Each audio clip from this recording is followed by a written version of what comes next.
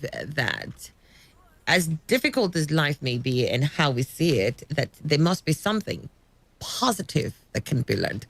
In the past couple of days, there's been so much negativity. My goodness, on social media, it just felt like a cloak of black paint that if you just picked into social media, like from any tiny corner, that you just allowed your eyes to pick into social media, you were going to leave with that stain. You know how somebody who is cooking outside and you've got really black pots from the coal and from the charcoal, the fire and everything, the back of the pot's really very, very, very black with soot. And it's almost impossible that after all of that cooking that you don't have, a little soot on your hands or your clothing. It's almost like that. You step into social media, you're living with a little taint of it. And it just felt like, we go there and we drink in that toxic energy and then we come out, eyes blazing like we're high on some medication or high on some bad drugs. And then we're acting like rabid dogs, seeking who to bite and devour. I just sensed that it was too much. So coffee and toast helped me to de-stress. That song just wants you to just let all of it go and say, you know what, in the midst of all this ugliness, there's something I'm excited about. There's something I see here that I believe is going to turn positive for me. And I want to believe that's the same too. I mean, I started this morning and I just felt that I need to tell everybody that I pray that you find love. I mean, there's just so much hate. It's painful that it's so much because, it duplicates itself. Unfortunately, that's how the world operates. I'm sorry if you didn't know. It just duplicates what's in the system. So if there's much hate, it will duplicate that hate. And the people who are trying to counter that and project a little love or some love, I think are just too little. So I'm praying that some of us will realize that we need to duplicate love. Because in the end, love always wins. I've never seen where hate won. I mean, check out Afghanistan, where they've been throwing bombs at each other. They haven't seemed to have stabilized their lives. They even don't understand it. I was checking out some documentary yesterday about some reporter who went into Afghanistan and was checking out some of the Taliban leaders who are saying, oh, no, we're waiting for government. We're like, shadow mayor and all of that. And we're going to take over government once the United States pulls out from here. We're coming in. So it's not as if they're hoping that there's going to be some democratic elections and if the people choose them. That's not it. We're taking over whether they like it or not. And so you have people who have been fighting the Taliban, who do not want their imposition, who will still be stuck with that system. So all these years and all these wars, what did we get? Zilch. Absolutely nothing. So it's back to square one. And I just see that too many of us are on that speed dial. Where is number one for hate? And our finger is on it permanently. Come on now, lift it up. Try two. Two has love on it. Dial that number. Oh, Slicey has 951. That makes sense. Dial 951. That has love. Welcome to the show. You're listening to Annie Abdul Salam, and this is today's quest. We'll be talking about the papers for this segment, and we'll check it. I hope it doesn't have a lot of hates in it. I can't deal. I can't really. Today, it's all pure love from me. I can't deal with hate. I can't deal. Maybe I should go to the studio and crack out one song there that says, I don't want no hate. Please, before I drive away people who are listening, I don't sing or stay, I talk. So we'll check out the stories on the newspapers. We already have that on our Twitter feed. We have that on our Facebook feed. Please check it out.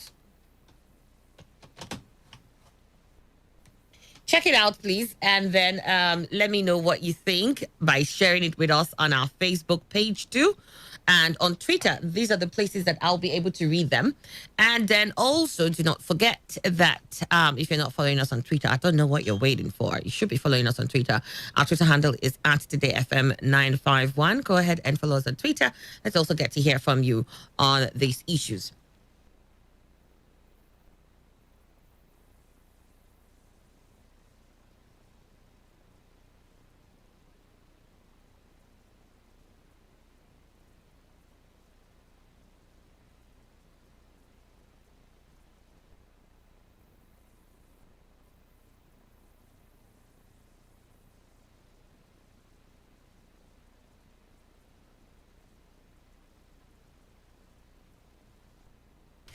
All right, so let's get to the papers on our Facebook page, Today 95.1 FM. I'm going to run through them. Please join me.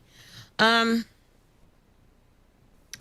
Facebook, we have here, I think we're starting off with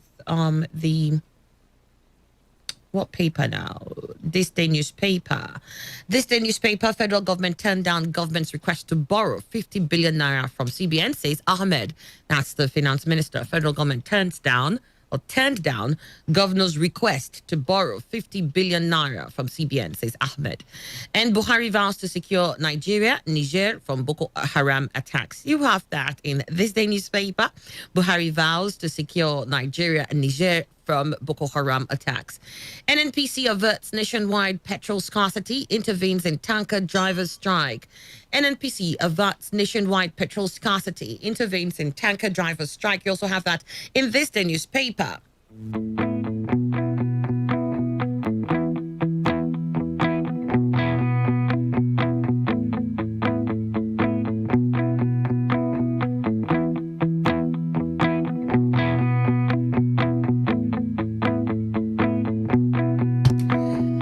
Okay, also now moving on from nationwide, NNPC averts nationwide petrol scarcity, intervenes in tanker driver strike, to the Vanguard newspaper, where we have APC, PDP, others should nominate Igbo candidate for election in Nigeria. Ohaneze with that position there. APC, PDP, others should nominate Igbo candidate for election in Nigeria. And then violent congresses, INEC threatens to blacklist political parties. Violent congresses, INEC threatens to blacklist political parties. And then Jusun strike, independence of judiciary non-negotiable. Senate. That story is in the Vanguard newspaper. Jusun strike, independence of judiciary non-negotiable. That's from the Senate. And then PID, federal government appears before PNID, federal government appears before UK court as trial begins in weeks. PNID, federal government appears in UK court as trial begins in weeks. And you also have from the Vanguard newspaper, federal government tasks prominent citizens to revamp quality of education. Federal government tasks prominent citizens to revamp quality of education. And terrorism tag, what I know about Pantami. This is from an aid. Terrorism tag, what I know about Pantami. This is from an aid. Federal government admits revenues crashing, says Nigeria faces hard times. Federal government admits revenues crashing, says Nigeria faces hard times.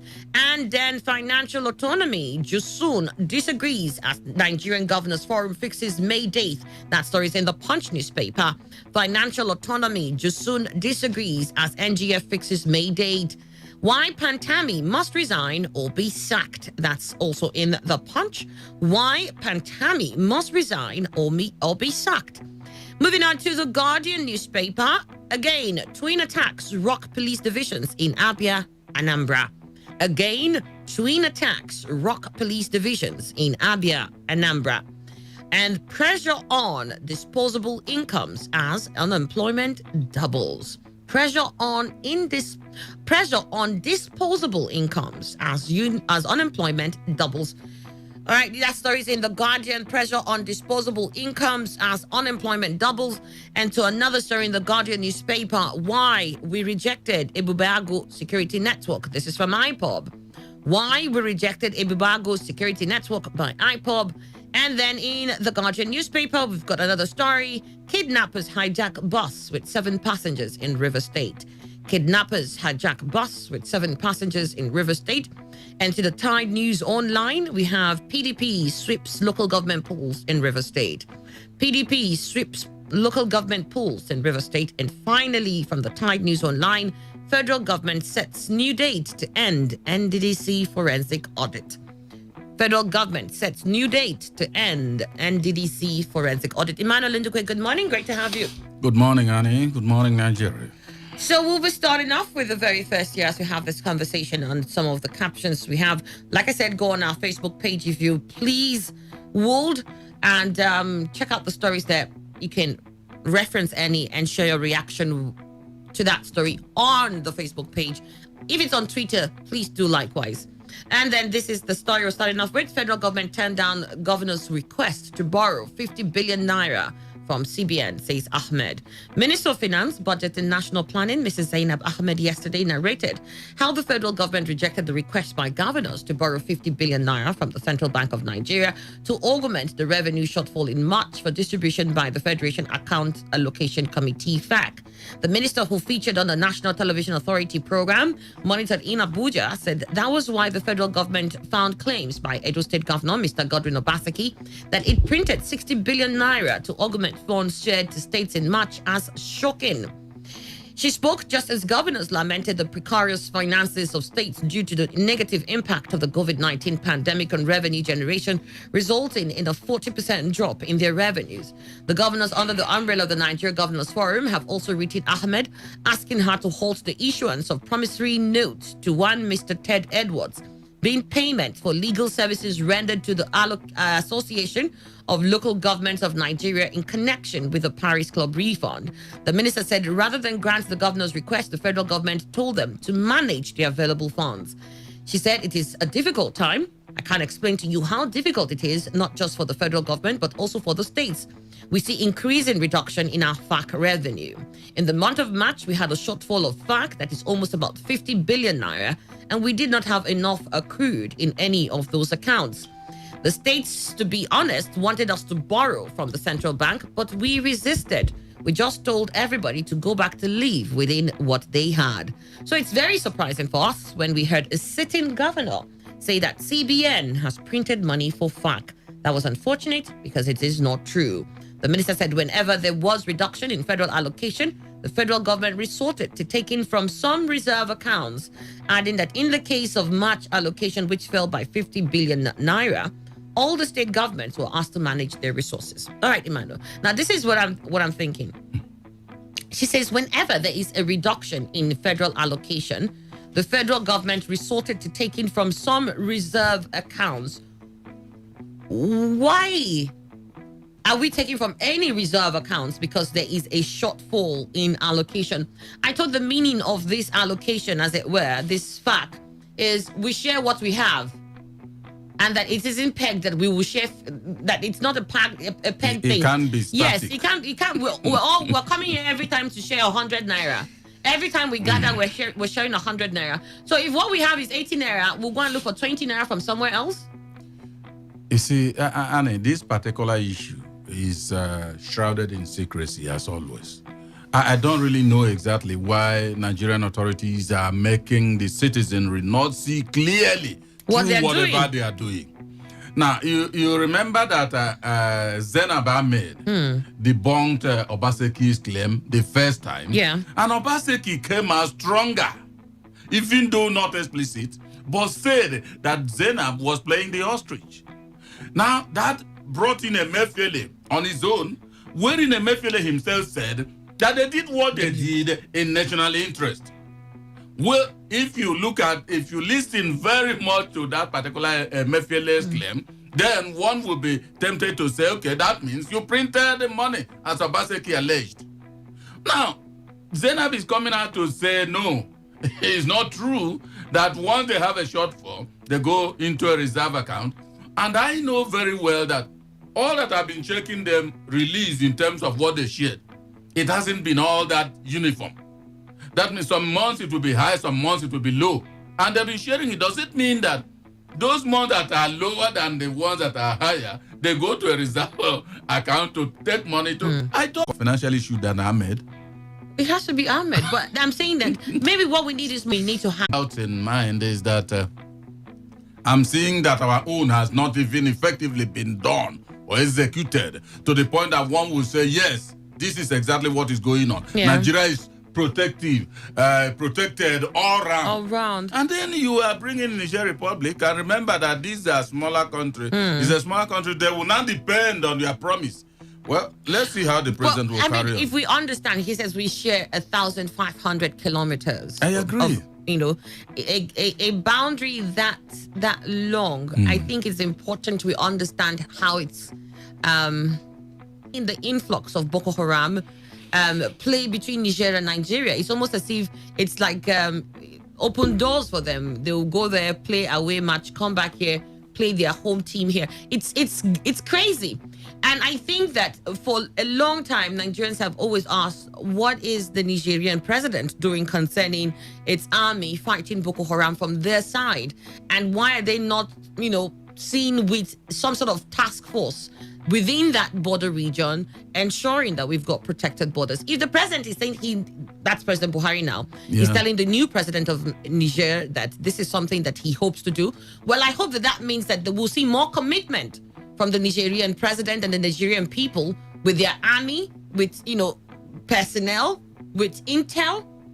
We need to see an upgrade of activities from their side to ensure that we see how we deal with Boko Haram that seems to enjoy the unguarded boundaries that we share between Niger and Nigeria. You see, the concluding comment. I hope the comment of this president, that's our president, stokes the president of Niger to do the right thing. Yeah, the concluding version of your comment is what I wanted to reply. Okay, man. Because I tell you, now that we are not even seeing right now, the kilometers of border have not changed, but we are not seeing that effective policing even at that Nigerian border. But if it will galvanize them into more effective actions, fine for Nigeria and perhaps Niger and West Africa. Because remember, they said it's from there that Damasak was attacked. So the people seem to be, well, you can't give what you don't have. Maybe their soldiers are not all that up and doing. All right, Malo, your thoughts there. Precious UDK Esquire is a Port Harcourt-based legal practitioner and publicity secretary, Nigerian Bar Association Port Harcourt branch. Great to have you, Precious UDK. Good morning. Thank you. Good morning. He needs autonomy. He needs autonomy. He needs autonomy. I'm standing with him on solidarity here for you. Thank you. His inauguration as the president of Niger was the first port of call. While he was here, the president promised that, he will continue to see to the best of interest of both countries, especially when it comes to dealing with Boko Haram. And the conversation Emmanuel and I are having is, we know Nigeria is big brother, but when it comes to dealing with Boko Haram, it can't be one-sided. How much is Niger bringing to this plate? Well, Mr. President's international policy may well be in tandem with his statements there.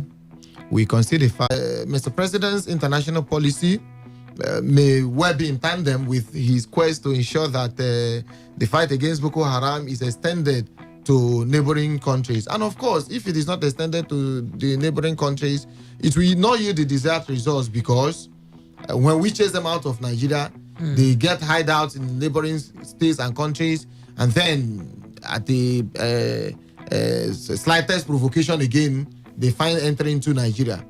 Mr. President is nowhere, but I don't know, maybe they don't want us to hear that. I should also expect that Niger is also doing the battle against Boko Haram. But until the facts are put in public domain, I may appropriately not say with Nigerians from Boko Haram attacks. Let's see how well we can do on that before we even start thinking of our neighbors on the other side. What I would like to see is better collaboration between the government of Nigeria and neighboring states that share this insecure borders. And then you have also in this day newspaper, NNPC averts nationwide petrol scarcity, intervenes in tanker drivers' strike. The another major round of petrol scarcity nationwide was averted yesterday after the Nigerian National Petroleum Corporation convinced the leadership of the petrol tanker drivers to shelve its strike, which was already causing queues building up in filling stations in Abuja. The tanker drivers had withdrawn their services following the failure of the Nigerian Association of Road Transport Owners to negotiate the renewal of the collective bargaining agreement for new working conditions for the drivers. They also demanded the compulsory installation of safety valves in all petroleum trucks to protect the inflammable contents from spilling over in case of road mishaps. Speaking after a meeting with the unions in Abuja, the Group Managing Director, NNPC, Malam Mele Kyari, assured them that their grouses will be resolved in about a week. While urging Nigerians not to engage in panic buying, he assured marketers that there will be no immediate increase in ex-depot price of petrol and urged Nigerians to stop panic buying of petrol as the corporation has over 2 billion liters liters in stock. I also understand that, they'll continue with the subsidy into the next month. So they should stop the panic buying. Nobody's going to increase the price of petrol pump prices. And, this disagreement between tanker drivers is also intervened and promised them that their grouses have been heard, and they should expect that the issues will be dealt with. Well, he is the highest official of the NNPC, and so both the drivers and perhaps the public will obey him. However, the language he used there needs another additional thought. He said let them stop panic buying, because there will be no immediate increase in price. And that, of course, means that you are buying without panicking. But have it in mind that increase is going to come. Whenever it may be, you may not know, but you are going to meet it on the way. Well, I think Nigerians have to endure this thing. It's reached a stage where there's nothing anybody can do. Whether subsidy or no subsidy, the fact is that Nigerians are paying too much. Whether it's government inefficiencies or whatever, I don't know. But the truth is that the brunt of maybe this inefficiency from whichever circle is borne by Nigerians. And that is indeed unfortunate, because he has opened our eyes to know that we should expect it again, but it may not be immediate. And that is just like a great gift to me. All right, Mano. All right, Precious, UTK? Yes, I commend the NNPC Supremo for intervening in the circumstance. But you see, I have continued to worry. Must we resort to industrial action at the slightest provocation? It's becoming like nothing works in Nigeria except there is industrial action. And there really other avenues we can remedy our grievances than shutting down immediately? You see, most of these oil mugus who are trading in oil and gas in Nigeria can help in solving situations with respect to roads and all that, but they will not. I understand too that they pay their taxes and the government should have made provisions for all that, but they are the receiving end of the state of the road or the issues complained about. For me, I have continued to say, and I will reiterate that we should also, as a country, look at other ways of remedying our grievances than resorting to industrial actions at every given time. Yes, it's unfortunate. We found ourselves where we are. I have thought that, as you were saying, implementation of subsidy removal and all that by now things were going to get better. And then I supported it. But now I'm at loss because I actually don't know the importance of removal of subsidy. I must say that. I thought personally that market variables would have, at least at a time, prices will crash. At a time too, prices will go up. But not with this gazumping we are seeing every now and then with respect to prices of petrol in Nigeria. So for me, I said we have to bear with the situation. We have to, whatever it is, endure and continue to be the Nigerians that we are, who can endure in every situation and circumstance. Well, but the hallmark being that let's get other ways to. I think it is very shall I say, notion that Nigerians will continue to bear anything, so they continue to push us to the wall. That has gotten us to this point where it just seems everything seems to be going disarray. We're pushing back and forth. Okay, anyways, let's move. 2023, APC, PDP, others should nominate Igbo candidate for election in Nigeria, Ohaneze. That's all right. It says here, ahead of the 2023 general and presidential elections, the umbrella body of Southeast People, Ohaneze Ndibo, has asked People's Democratic Party, PDP, the All Progressive Congress, APC, and other political parties to zone the presidency to the Southeast for equity, justice, and fairness. Addressing journalists yesterday in Abuja, the President General of Ohaneze Ndibo, Professor George Obiozo, who noted that time is ripe for Nigeria to get a president of Southeast extraction in 2023, said the talent of Igbos is yet to be fully utilized and maximized by Nigeria. Obiozo, who expressed optimism that the Southeast will get the presidency in 2023, however, warned that many were called and a few were chosen. It wondered why people were beaming unnecessary attention on negative issues such as security challenges in the southeast because Igbo presidency had changed from probability to possibility. Responding to a question on how Ohaneze Igbo would achieve its purpose for an Igbo president in Nigeria's multi-party system, Obioza said, "We have many political parties who would appeal to them to nominate an Igbo man or woman as their presidential candidate." Oh, I'm looking forward to that woman. That will be wonderful. It is found in the Bible. It is found in the Bible. Many are called, few are chosen. Politics is a matter of selection. We will sort ourselves. Just support us, including the press. I'm soliciting the press. From now, just support a president from the Southeast, an Igbo man or an Igbo woman. All right, I want to quickly speak here on behalf of the press. Let them be more attention on the Igbo woman. Let's see if the press can move towards an Igbo woman, if we can, But really, what I wanted to say is, I don't know how the press is supposed to support. I thought the press is supposed to relate the issues as it were. Is there any special thing that the press was supposed? Maybe start interviewing a lot more Igbo possible candidates and featuring them and saying, well, this one has said something. Maybe we should focus on that. Maybe. But I don't know how he's asked the press to support them, as if the press has not been supporting in any form. I wouldn't know whether maybe the potentials of Igbo men and women will be more visible for the press people to be beaming on them to the nation. I don't know. But that, for me, that side doesn't cut a dash on me in terms of the press to help, because the press is always available to help. But whatever the press sees, it beams, no other thing. But I think it's a passionate appeal. He has made that. He didn't offend anybody in doing that. It's been ongoing, such appeals. Well, like I always say, it's left for those who are power brokers and all that to make sure that they listen to them. And if they are worried to receive that based on equity, as he stated, because truly, if you check it, they've not, at least in the newfound democracy, as they call it, even though I know there's none. Now, in the newfound democracy, they are the only people remaining. And if they say, give it to you because of equity, fine. That's all. All right, man, no, so Precious UDK? Yes, I think there's a saying that power is not given, it is taken. And then Shakespeare, in one of his works, said that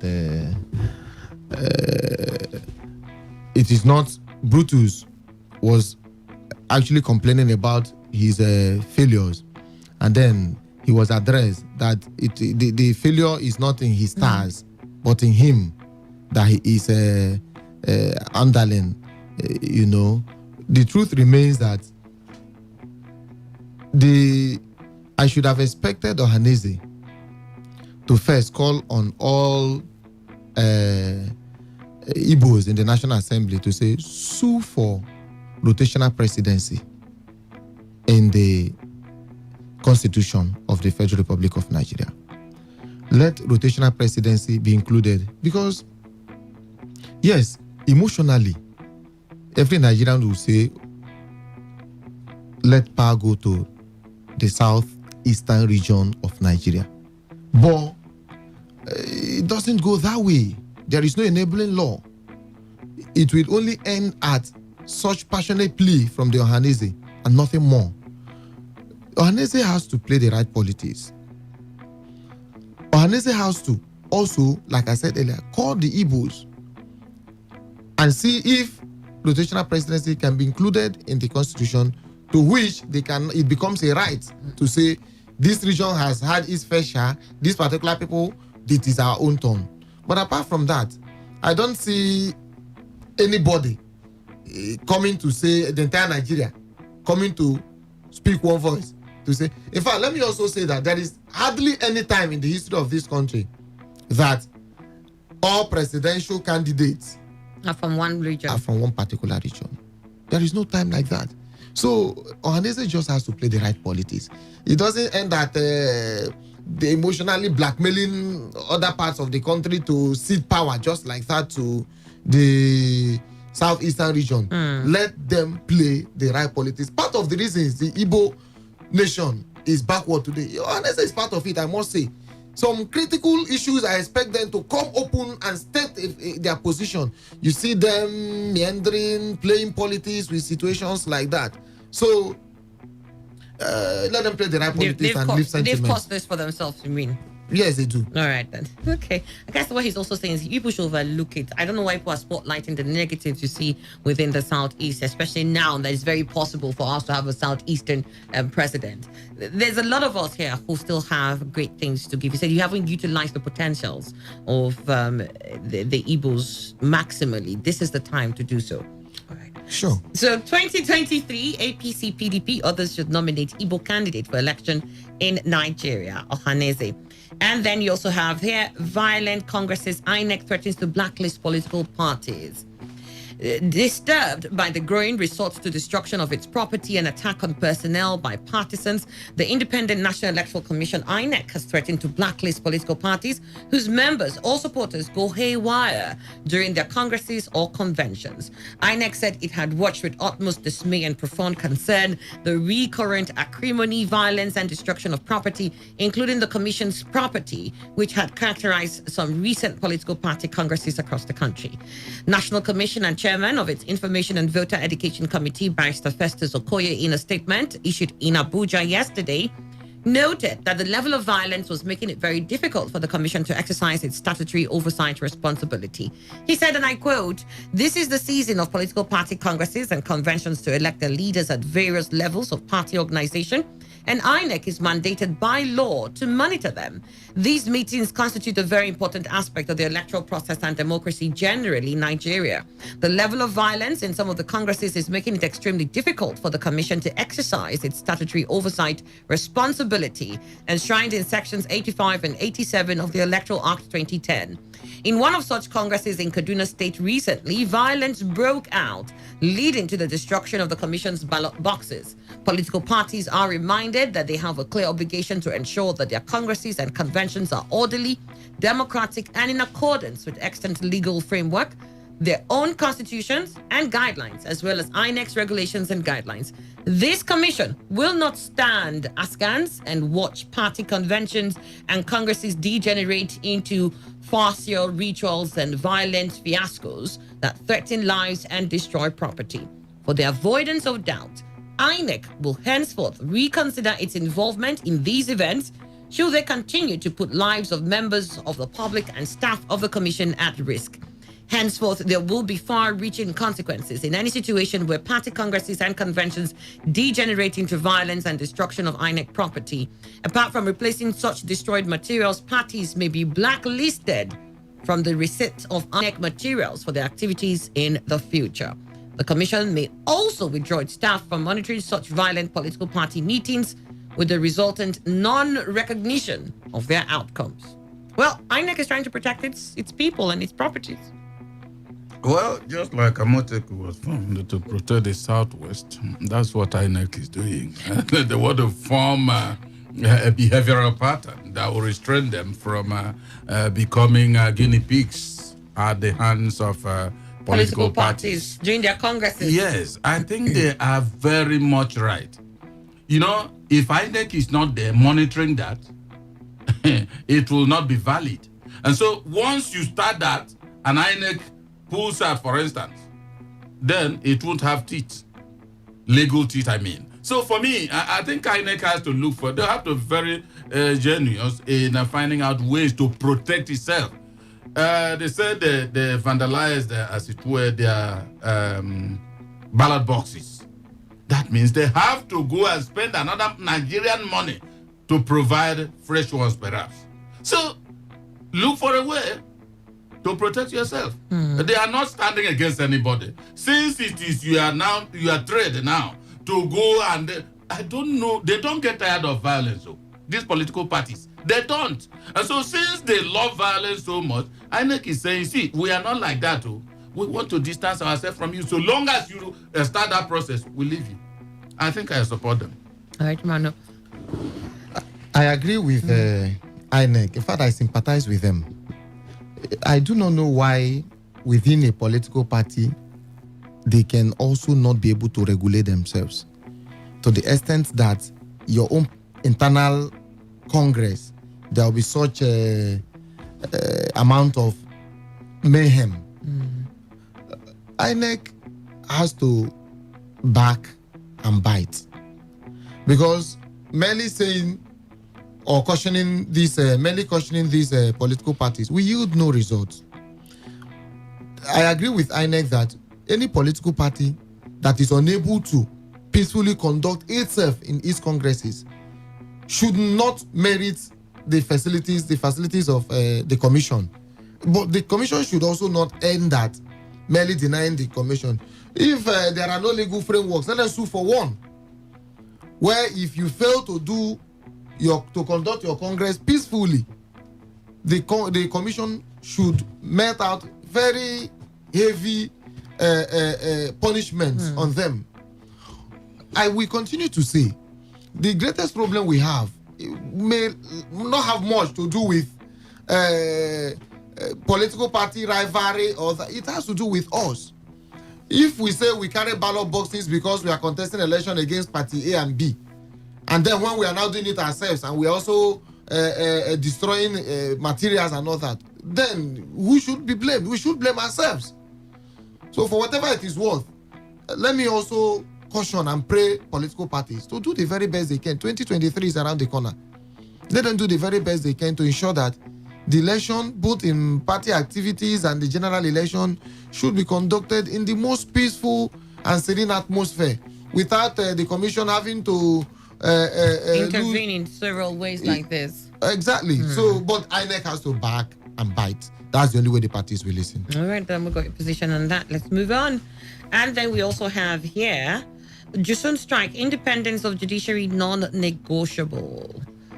The Senate on Monday said that the independence of the judiciary was non-negotiable. Senator Michael Bamidele, Chairman, Senate Committee on Judiciary, Human Rights and Legal Matters, said this in an interview with newsmen in Abuja. Bamidele was reacting to the ongoing strike by the Judiciary Staff Union of Nigeria. The news agency of Nigeria reports that Jusun began a nationwide indefinite strike on Monday, April 6th, after the non-implementation of judicial financial autonomy as enshrined in the Constitution. President Muhammadu Buhari had signed an executive order granting financial autonomy to the Judiciary and State House of Assembly in May 2020 after several agitations. However, the gazetting of the order was suspended after Buhari met with governors who later expressed concern over its constitutionality. Reacting to the development, Bamidele, who said that the independence of the judiciary was non-negotiable, added that no democracy could survive without the rule of law and independence of the judiciary. For me as a Nigerian, it's laughable that we still need at this point to be grappling with the need to grant judiciary independence at whatever level, be it at the federal, state, and local government level. Our laws are very clear on this, he said. He said that the National Assembly had granted the independence of the judiciary at the federal level, calling on state houses of assembly to do the same. For the National Assembly, we have done the needful by making necessary laws that can guarantee the independence of the judiciary at the federal level. So for us, it is not an issue because we've done the needful. What is left is for our state houses of assembly to also do what they're supposed to do.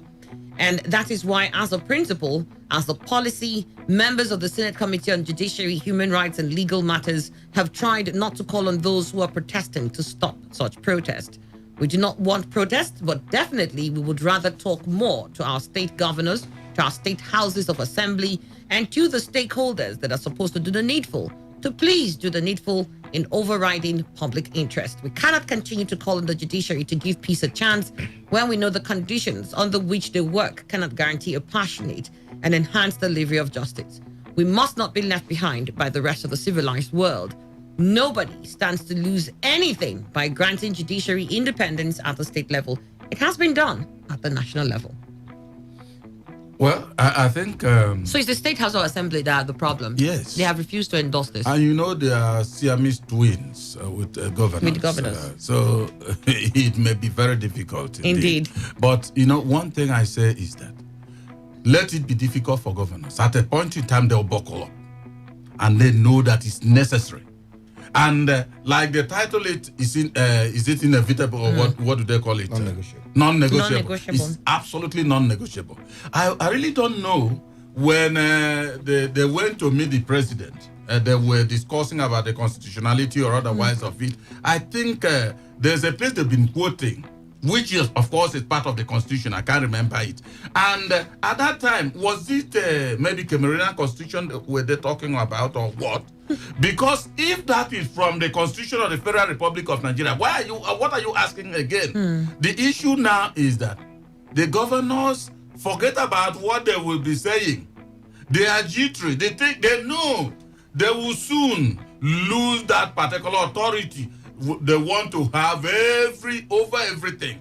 Because I know that if you carry the money and give to the judicial officers, except from your own pocket you want a certain judge, for instance, to give him something, you won't be burdened by another thing doing for the judiciary. Yeah. Let them take care of themselves. What is difficult in doing that? But the governor says it's difficult. Perhaps the state assembly, the state assembly, their own is that, why are we going to give you autonomy and stay? But in their own, they scuttle their own.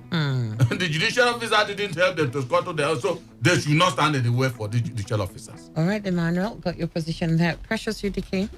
You see, it is very, very appalling that these governors are standing against the autonomy of the judiciary.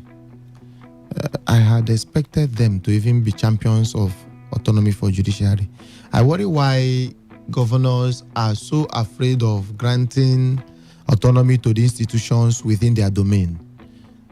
At least this is also justifying the position that most of these problems are not just coming from federal. They are not just Buhari.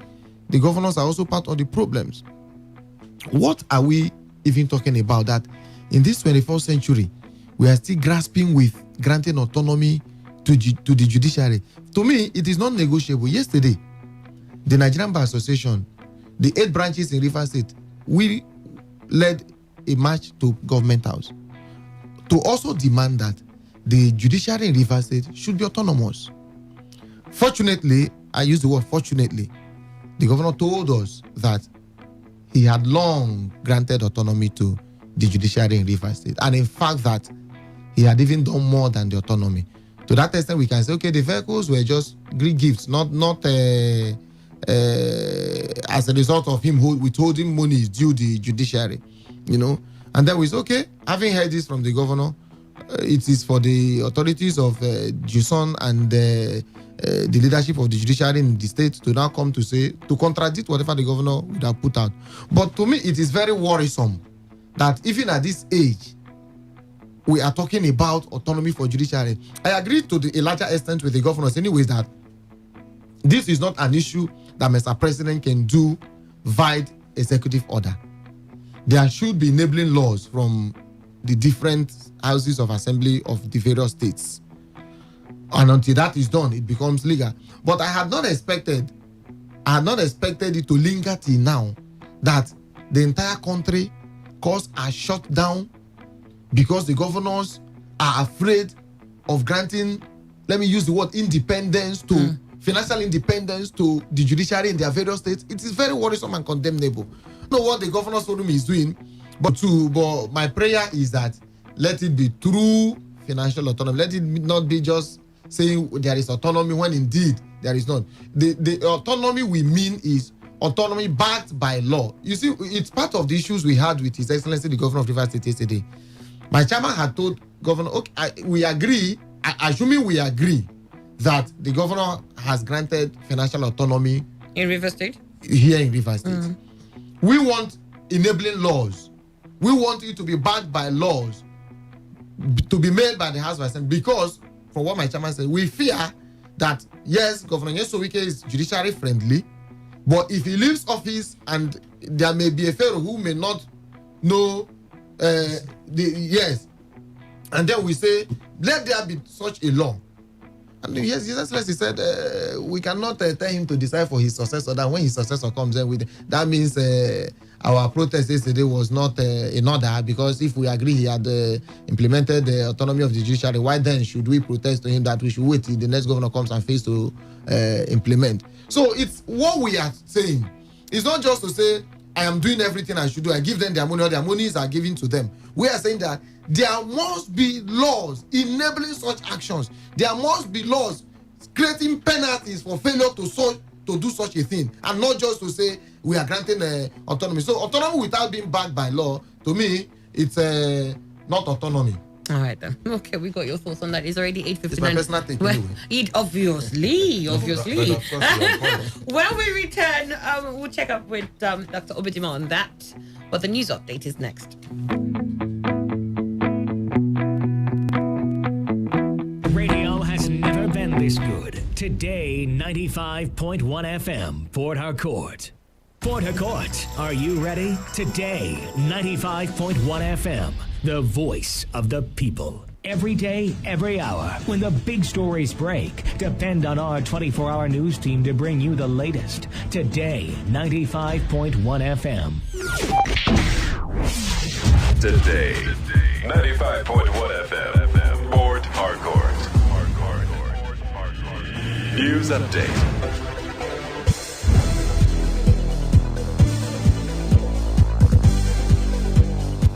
Hello and good morning. Here's the news update on Today 95.1 FM. I am Annie Abdul Salam.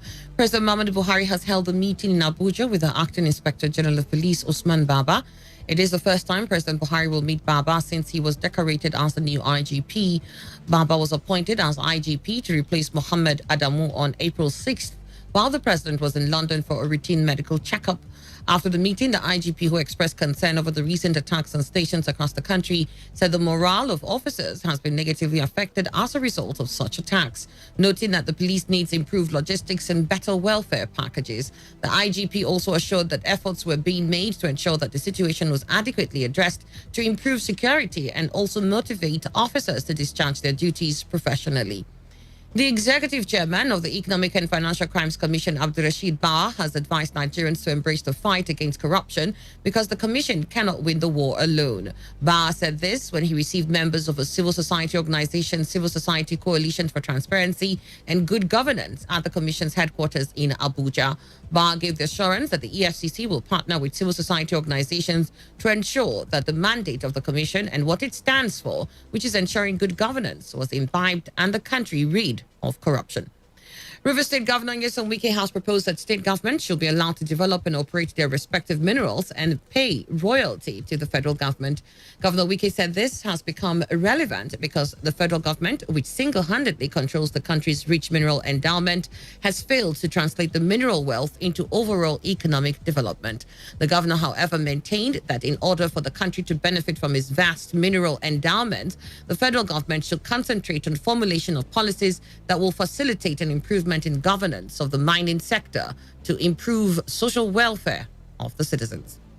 On the foreign scene, South African emergency workers have evacuated 3 17-story residential buildings overlooking Cape Town following a huge fire burning along Table Mountain. The blaze spread quickly after breaking out near a memorial to a South African politician's house, Cecil Rhodes. The University of Cape Town's historic library was also badly damaged. About 250 firefighters battled the fire, while helicopters were used to waterbomb the flames. And that was the news update on Today 95.1 FM. Do not forget, you need to take responsibility. Do so by washing your hands frequently with soap under running water. Do avoid. You can enjoy Big chocolate. Big chocolate it is. Kids, grown-ups, it doesn't matter. Have a rich cup of peak chocolate anytime and enjoy the delicious nourishment of chocolatey goodness. Big chocolate it is. Peak. Reach for your peak.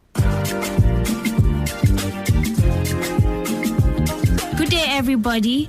Right now in the studio, I have a special guest from Omega Pro, and he's here to talk about his business. So please introduce yourself. I am Engineer Kaldi, a civil engineer by profession, but also a serial investor. I have always believed that you do not have to depend on salary alone to make wealth. I'm talking about the kind of wealth that empowers you to be comfortable, to live your dreams and still be able to impact the lives of other people around you.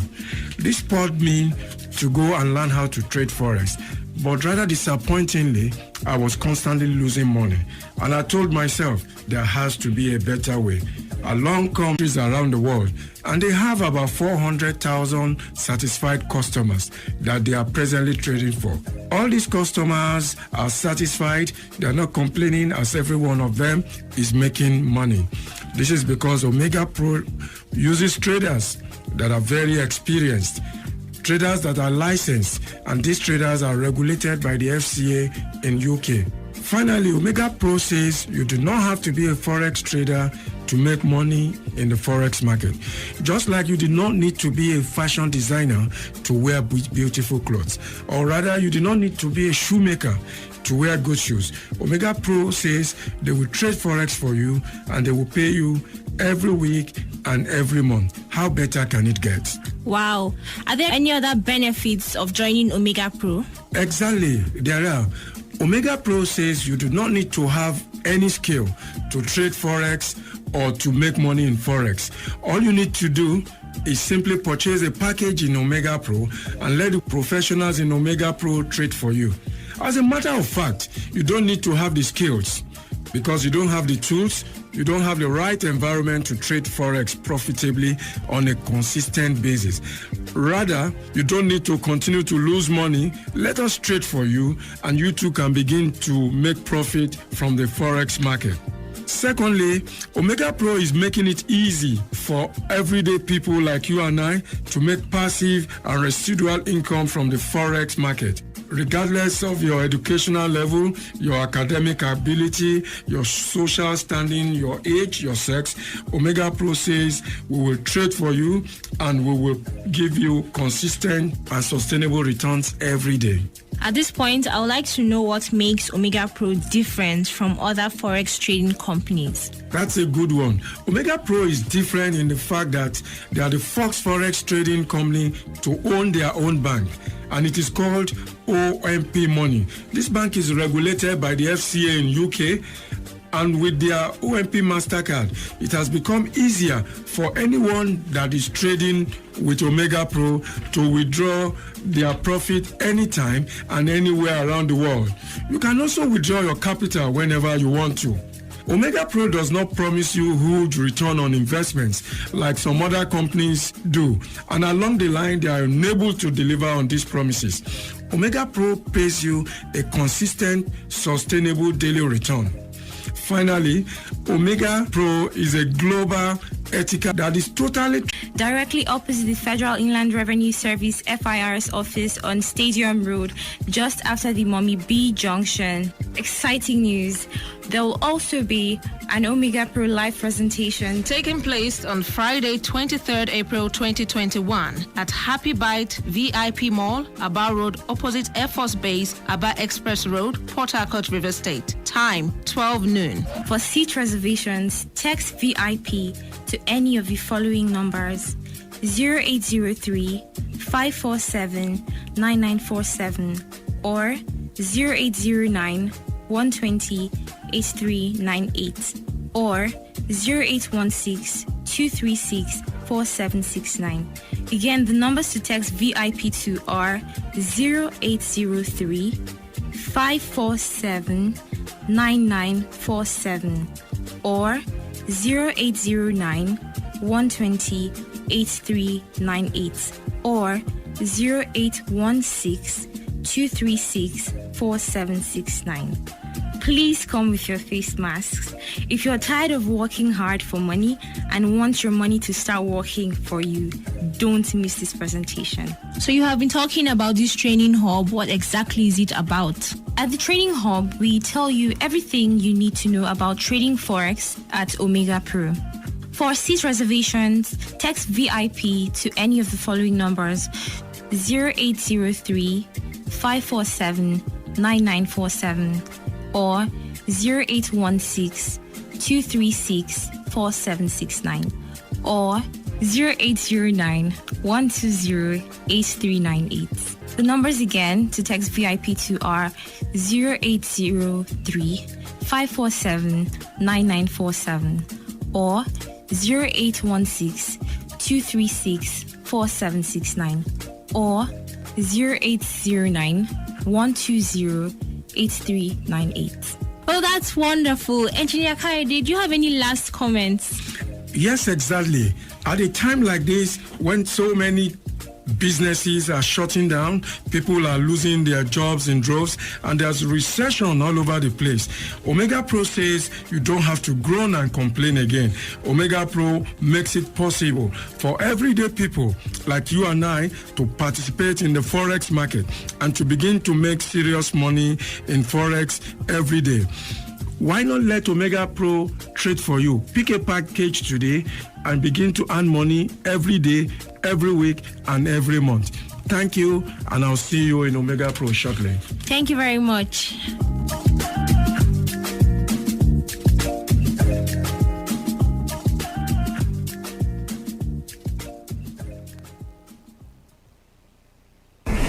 This is Today 95.1 FM. To copy this tune, press 9. This is Today 95.1 FM.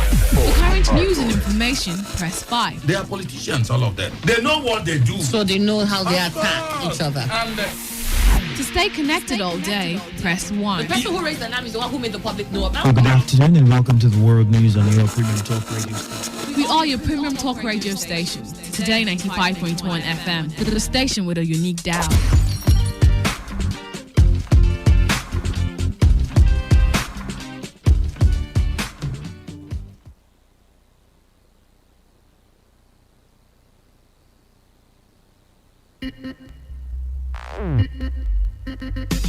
They're saying that the explanation given by the military was not enough to say that he saved up to buy those houses or to buy. Man, let me just quickly get your thoughts here so that we throw that into the opinion program. I think I have a picture of what Fayose looked like on that day and what he was saying from that caption. It's not just giving him a certificate. We must see the consequential order must be obeyed first, as to even those who have not attended the law class. Now you want that place is that place. This is where it comes about. So why don't we start that first? You have that angle open now. Nothing is holding you from doing that now. You look at it and make sure and understand that restructuring is what Nigeria needs. Today's quest from 6 a.m. to 11 a.m. Catch Annie on this frequency, Monday to Friday. That is absolutely their position. Respect the law. Now the question will be which law? Today's quest, a sure way to start your day. Because he hasn't really done anything here. Yes. Because both parties are contending.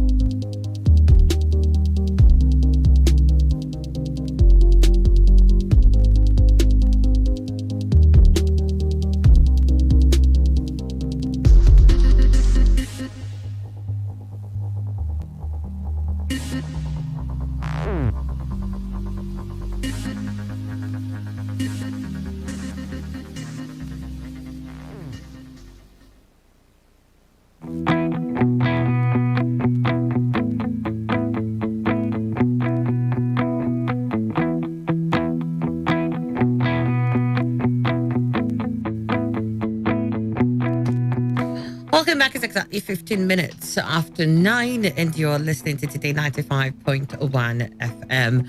And we're going to move on to opinion poll in just a moment. But we have Dr. Obitima JP, journalist and international affairs analyst with us here in the studio.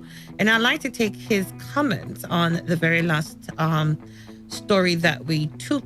And then we'll move on, which is just on strike, independence of judiciary, non-negotiable. That's from the Senate. Dr. Obitima, great to have you. Good morning. Thank you. Good morning, Anna. Good morning, my friends. Well, yes, I listened to some comments, and I want to start by saying that the governors and members of the State House of Assembly are all taking a big gamble on this issue. I'm happy that the NBA, they have joined. Maybe by next week, we the litigants will join. The whole country will mobilize the litigants to join. And from there, we will be experiencing Nigerian Spring. And we'll see how they'll be comfortable in their positions. You see, they do things in this country with impunity, thinking that we're conquered people. And some of them are lawyers. And they also forget that they will never remain in that office forever. Majority of them will be leaving 2023. You know, you begin to ask, Why are they standing down on this issue of autonomy of the judiciary that is substantially captured in our constitution, section 121 of the constitution? And that is a very critical arm of the government, the judiciary. And they want to muzzle it because most of them use it for election issues. Most of them use it to bring their cronies, their wives, their nephews, their nieces into who are not even qualified, who cannot write proper judgment, into the judiciary to be magistrates, to be judges, and push them. I want to push them to Supreme Court. You see, we are getting to a situation in this country where one day the people will take the power they have done by force and violently. It will be a new wind. Violently. Yes, it will be a new wind that blow nobody good. You know? So Emmanuel, what? we're getting to that point. And the people should not think that few of them will take millions of Nigerians for a ride. Yeah. I listened to the governor of Rivers State yesterday when he was addressing the MBA people. And he made a statement that they ought not to, even the judiciary workers in this state ought not to join after granting autonomy to the judiciary, that if they continue that he will withdraw the autonomy. You see the contradiction? In other words, like the lawyers will say, to probate and to reprobate, you are probating and reprobating at the same, because there's no law. And that is why most of us are clamoring for state constitution. If we have state constitution, we don't need to, for House of Assembly to pass a law that can be also repaired by another person tomorrow. Because the House of Assembly is the rubber stamp of the executive or the governor. If they do everything according to his whims to satisfy his whims and caprices. So I am supporting that this protest should be sustained. Yes, I would have gone to court yesterday. I didn't go. I even have one tomorrow. I'm not going. But we are in support of this very development. Let the lawyers also sustain it. And maybe I will start as a litigant and other litigants will also join me. When the thing now move throughout the federation, it will be fire on the mountain. Run. I don't also know what is in the constitution. What is the constitution? When the governor was saying he has granted autonomy, what is autonomy of judiciary? They are talking of first line charge. Are they giving allocation from the federal allocation this thing direct to the River State judiciary? No. So what is the autonomy you have granted? If you granted autonomy, you are building quarters for judges. Is that autonomy? And these are people who can afford to build houses. They don't have any houses scheme for the poor masses of River State. And you are building houses for those who can afford houses. Them and their husbands. So is that this thing? There is a way of also muzzling the judiciary. You are buying cars. And the judiciary is not buying car according to their need. If judiciary is managing their finance, they cannot be buying car for judges every year. And not even the kind of car we see them ride today. That even some judges in Anambra State don't ride. So that can happen. So let this thing be sustained. And even for the governor for him to say by May, why are you dragging it to May? What is happening? Why not now? You know? You don't want it now. Let's balance some things out why first. not now? You know? So I cannot really understand the mentality of these governors. And that is why, because the constitution has given them so much power, they are like emperors. And it must say that them and the House of Assembly are salesmen, what? Salesmen, what? Siamese twins. Twins. No, they are not. Okay. the House of Assembly is just a rubber stamp. You know, they are just, but twins can discuss issues and agree or disagree. If they agree. But this one, he just carried this thing. That's all. A bill will be passed today. Will be submitted to the House of Assembly today. The same day, it has gone to third reading. The following day, A and the nay, everything is returned back to the executive. No public hearing, no nothing.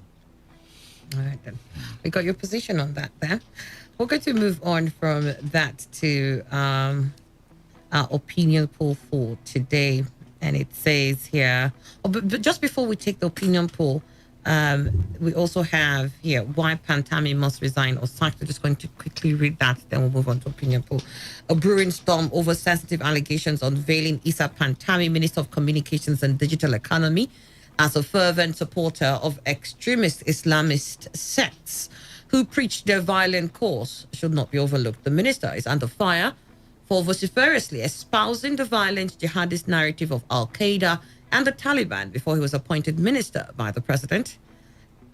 These allegations are far too weighty, and there is copious evidence that Pantami once held onto extremist ideology and expressed it openly. Therefore, the honorable step is for him to resign. Otherwise, President Buhari should sack him for unfettered investigations to be undertaken. The case against Pantami, which has gone viral on social media, is dangerously earth-shaking. Initially, the minister, who until his appointment in 2019 was the Director General of the National Information Technology Development Agency, denied the obvious. But when he was confronted with his preaching in the 2000s on social media, he backtracked and claimed immaturity. Essentially, Pantami's past is catching up with him, although he claims that he has repented. And his Salafist ideology, his violent preaching of those days, is damagingly chilling. Among other things, he said, and I quote, "Oh God, give victory to the Taliban and to Al-Qaeda," end of quote. And I quote, "This jihad is an obligation for every single believer, especially in Nigeria," end of quote. In another, he reportedly endorsed the killing of #unbelievers. And that was the difference between his statements and that of Abu Muhammad al-Adnani, the defunct Islamic State's chief spokesman, who had called on Muslims in Western countries such as France and Canada to find an infidel and, quote, "smash his head with a rock," end of quote, poison him, run him over with a car, or, quote, "destroy his crops." This is a cataclysmic ideology which has upturned the Middle East, Afghanistan, and Pakistan, instigated the 9/11 terror attacks, and charging at the very soul of Nigeria. So many more extremist views have been attributed to Pantami. In his defense, Pantami argues that he has repented, that he erred as an innocent youth. This is a hollow excuse. He should not have aspired to the position of a minister then. When, where, and how did he renounce violence jihad? What was the fresh allegations on social media that he approved an Islamic TV station to be broadcasting official programs of the Ministry of Communications? Was this after his repentance? When did Pantami sever his ties to his jihadist past? According to Wikipedia, the minister whom Buhari entrusts with the biometric data of Nigerians trained under extremist Islamist scholars in Saudi Arabia, including Mohammed Ibn Athyamin, whose extremist views include opposition to women driving in that country. Whether Pantami admits it or not, his preaching then must have enticed some innocents into joining the Salafist crusade to cause mayhem and establish its global caliphate through bloodshed. The Boko Haram jihadists, whom he now claims to have opposed, have tormented Nigeria, especially the northeast of the country, since 2009 with their vicious ideology. They have conquered territories, murdered people in thousands, kidnapped schoolgirls in Chibok, Dabchi, blown on UN headquarters in Abuja, attacked military formations, and currently threaten the country's corporate existence. Beyond that, Pantami's elevation to high public office exposes the ridiculous state Nigeria finds itself. All around, mediocrity, incompetence, and questionable compromises are evident in the current miasma. First, Buhari was wrong to have appointed Pantami as a minister. It means the president's yardsticks for such appointments are too pedestrian, perhaps based on extraneous ties apart from competence. Second, the Senate, which screens the ministerial nominees, is an abject, hallowed chamber. In this case, the Ahmed Lawan-led Senate failed woefully. There was no rigor. It is shameful that nominees of questionable character, some of whom harbor extremist views, do not have an NYSC certificate or forged documents, are approved without question. The nauseating tradition of take a bow defeats the purpose of the screening, which is meant to sift out the chaff from the wheat. But the Senate has turned screening to a charade, sheer commercial and party affair, abnegating rigor. This brings us to the State Security Service. What does it do when the executives forward the name of the nominees to it? As a party to the screening of nominees, there is no confidence about its report to the parliament. The press, the watchdog, should be alert and henceforth objectively unearth aspiring public office holders to the public to assess. Pantami's case happened because of deficient leadership that refuses to abide by global best practices in governance. The Nigerian Senate should adopt a rigorous process in screening nominees. It is not compulsory that all nominees from the executive should sail through. The job of the parliament is to deny incompetent and dangerous people the chance to gain top public office where they can do irreparable damage. In 2012, Goodluck Jonathan claimed that sympathizers of Boko Haram had infiltrated his government. Some of them, and I'm quoting, some of them are in the executive arm of government. Some of them are in the parliamentary, the legislative arm of government, while some of them are even in the judiciary. Some are also in the armed forces, the police, and other security agencies, end of quote. He had said, the Senate should wake up and replace indolence with diligence. Media scrutiny of prospective public officials should be stepped up. The UK Institute of Government says individual ministerial accountability ultimately means an expectation that they should resign if something has gone seriously wrong. And truly, many things have gone awfully wrong with Pantami's jihadist pantomime. His credibility as a minister has run out. He should bow out or be kicked out. This obviously is written by the Punch newspaper and the editorial board of the Punch. Why Pantami must resign or be sacked. Okay, let me just quickly get your views of this, Emmanuel. Well, I think the point is certainly devote its editorial comment on Pantami. They unearthed yes. everything in their belly. In fact, they scooped up everything about him. It's a pantomime. It's indeed an expose. Of course, a very apt expose. Because, see, for me, I support his sack if the DSS should do its job. And doing his job, investigate all these allegations and find out. Because remember, Pantami, according to what I heard, I have not read it myself, said he was 15 when he did that. If he were 15 truly, he was a minor, no doubt about it. But that does not extricate him from that particular action because as a minor, he chose that way. Because there were options. But he chose Islamic option that of the jihadists and all that. And they made such comments. Let them also, if it were a country where politicians are scrutinized very well before they become, maybe take up any exalted position, the DSS would have done its job. Now, somebody has to be taken from origin as it were. And then check about when that particular person was in school, higher school. And from the higher school, let's say 15 was when Pantami made these kind of statements. When he was in higher school, I'm sure he wasn't 15. At least when he left. Now, what were his activities in the higher school? At least as related to these jihadist practices. That alone will unearth a lot that Nigerians don't even know. Because for me, when you say a child was 15 and because of that, what he has done, it depends on the level of something. When you are preaching for people to be killed just because they do not belong to your own religion, I don't understand that kind of grace. Because it looks as if because somebody does not believe what Emmanuel Dukwe believes, that person should be killed. Which God are you worshiping? Is it what God told you to do? So for me, if the president, because I do not want to blame the president, perhaps the president does not know him to the root.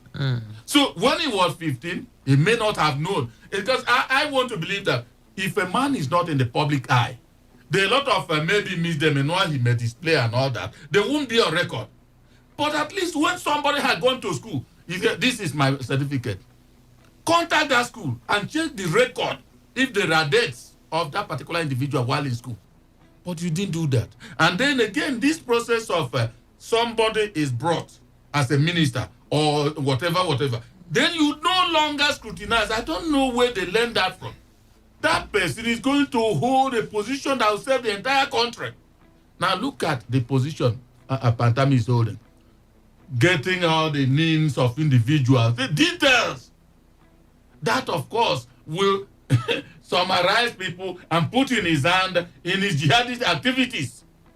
It's unfortunate if the president will know, for instance, let Nigerians be sure that the president has known everything, avalanche of accusations against him, and they are proven. And the president said, remain because it's in his power. All right, I'll go position on that. Precious UTK. Pantami has no business remaining in office till now. But nothing exemplifies why Nigeria is where it is today with regards to security challenges than the current scenario created by Pantami and all that. How did he skate through DSS screening before becoming a minister? That's one question boggling my mind. I don't expect the DSS to be reactionary. The DSS ought to be proactive. This is one man who has expressed these very extremist views. And he walked into the DSS, no confrontation as regards this. He came out and was appointed. I should even have expected, in fact, that should be the norm, that before Mr. President appoints anybody into any office, he should have a dossier on that particular person. He should know, he should have a first-hand information. So the excuse that the president may not have known him, for me, does not suffice. How on earth did Pantami skate through DSS screening? That he has repented. Has he retracted? Is there any evidence in public domain that he retracted any of those views prior to the views being made public? He has no business. Is it? I don't know, but I pray. They will say Nigerians easily resort to prayers, but it has become the only available option to us. To pray. To pray. How do we reconcile the fact that that same person still has the guts to remain in office till now? I'm following on what is happening between him and the Jew on Twitter. Now he's also laying calls on the G because the G Adejanyu made a comment that he should resign and all that. Deji Adeyanju? Yes. Thank you. So, what exactly is going on in this country? See, deafening silence everywhere. Nobody, no government agency has bothered to respond. And the young man is tenaciously holding back power. For me, it is either we are going to sustain, I've been part of it, we are going to sustain the campaign on Twitter. It is either he resigns. Tomorrow, when people could go back to the street, a lot of persons will say it is uncalled for. But now that peacefully, legitimately, people are demanding that he should honorably resign and leave power. Nobody seems to be worried because of about something that. he says he did, naively. He says, "Look, I was young and innocent and perhaps wild at that time, and I've repented. These are not ideologies that I believe in anymore." Very beautifully. If that argument suffices, all of us will commit or do anything today, and you can't. You're too old to do it and say it's your youth now. Well, for me, Pantami says he did this when he was young in his teenage years. That does not suffice. I would have even been very happy if this in the public domain had come from the DSS prior to his confirmation as to his scaling through DSS screening, But unfortunately, nobody bothered. Maybe, just maybe, the DSS may have also been seized with these facts. But to your tent, O Israel, all right, Mr. President should not remain silent. He should address the nation on this particular issue. It is as good as that. Got your thoughts there. Let me get to Dr. Obitima. And thank you. Commencing I with love laughter. when Precious said, President will address the nation. But you wait till No, Jesus he's will wishing. come. Well, Pantami, you see, when Jonathan was there, I think the chairman of Population Commission made a statement. What is this, a chief? Ojukwu. Made a statement, and there was a kind of outcry from a section of this country, and Jonathan removed him. When he heard Jirika or pushing this issue of Boko Haram thing, the North cried out, including Buhari himself, that this is the attack on Boko Haram is an attack on the North. Jonathan was under pressure, and Ejika was removed. And now nothing moves Buhari. Who says that he doesn't know about Pantami? I don't agree. He knows, and that's why he could even put in such sensitive position where sinkers can be made available to Boko Haram people and insurgents and bandits to get information. No matter the effort anybody make to tame this menace, this monster of insecurity, they continue to rise like locusts. You know? Who says so? Communication is important. Very important in this fight against insurgents and bandits and the kidnappers. And if we are not getting it through technology, then people like this should be questioned. I believe that since this issue came up, at least the executive would have re-scrutinized Pantami again.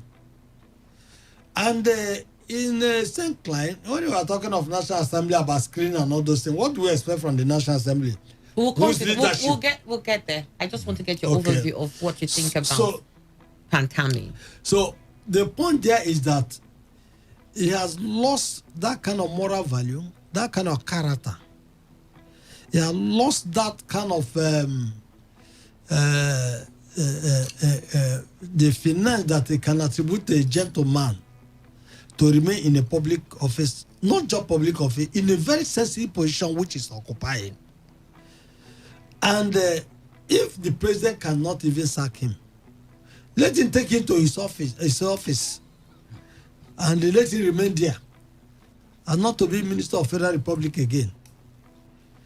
But we have a president that, even if they write editorials, they write comments, they write all everything he can do, he shout and he protest, he may not even know what is being discussed about the man. He may not even know the issue that is going on about the man, except it's probably briefed by his chief of staff, the one he wants him to hear. So, Pantami should have resigned when this thing has caused public outcry. He would have resigned honorably. But who resigns in this country? Because of the juicy things they get. And the two, such people could also be feeding in Nigeria. They're having the kind of hero every time they are mesmerizing the military agents.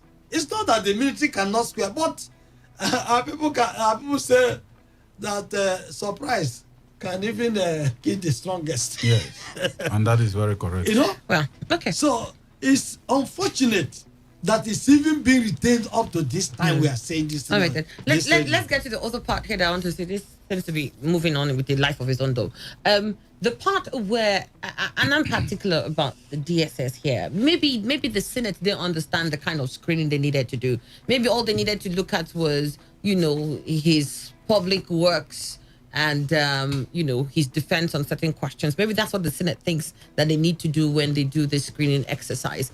But the DSS, that I believe is vested with the interest of ensuring that they scrutinize each person that comes into public office and to ensure that nothing in their past incriminates them, or nothing in their past can threaten the unity of Nigeria. Nothing in their past will cast any shadow of doubt on the character of the personnel being brought forward. I thought this is what the DSS was entrusted to do when they come up with this. I mean, we saw them rise up with, when it came to the case of Malami, and where we saw different, should I say, reports from the DSS on that matter. So I would think that they saw something in Malami's character, and then they said, oh, this happened and that happened. Well, this is what we see. When it came to the case of Pantami, I mean, why didn't they come up with a history and said, well, you know, he said things like this in the past. I hope you understand that Pantami has these views when it comes to Islamic fundamentalism. And do you know that he has at one point been extremist? Do you know that at one point when he was in ABTU, as Abubakar Tafawa Balewa University, that this and this happened while he was there? Why didn't they have that such robust report about Pantami? Well, it's unfortunate because remember that these people we are talking about. Why is it coming up now and it's acting like, and everything's acting like it's all brand new? And remember, even the DSS is also following those of us that don't have talents or expertise in revealing all such things, in keeping quiet. Maybe Emmanuel Ndukwe will come and do it. Because see, ordinarily, what I expect as a secret police whose job is trying to keep the country one by unearthing anything at all that will be a cog in the wheel of unity of Nigeria. Keeping quiet in such thing, I tell you, anybody at all that is shortlisted to become anything in the country has to go through secret drilling by the DSS. If there is a speck, call that person, magnify the speck and let them give you this, so that you will be able to be certain and sure that yes, this one will not midway truncate whatever unity we have in this nation. But nobody, as it stands now, one will expect that they would have been coming out with investigations bordering on the origin of Pantami. Because when you are telling me you were a youth, I am saying, and your youthfulness was vested in something odious.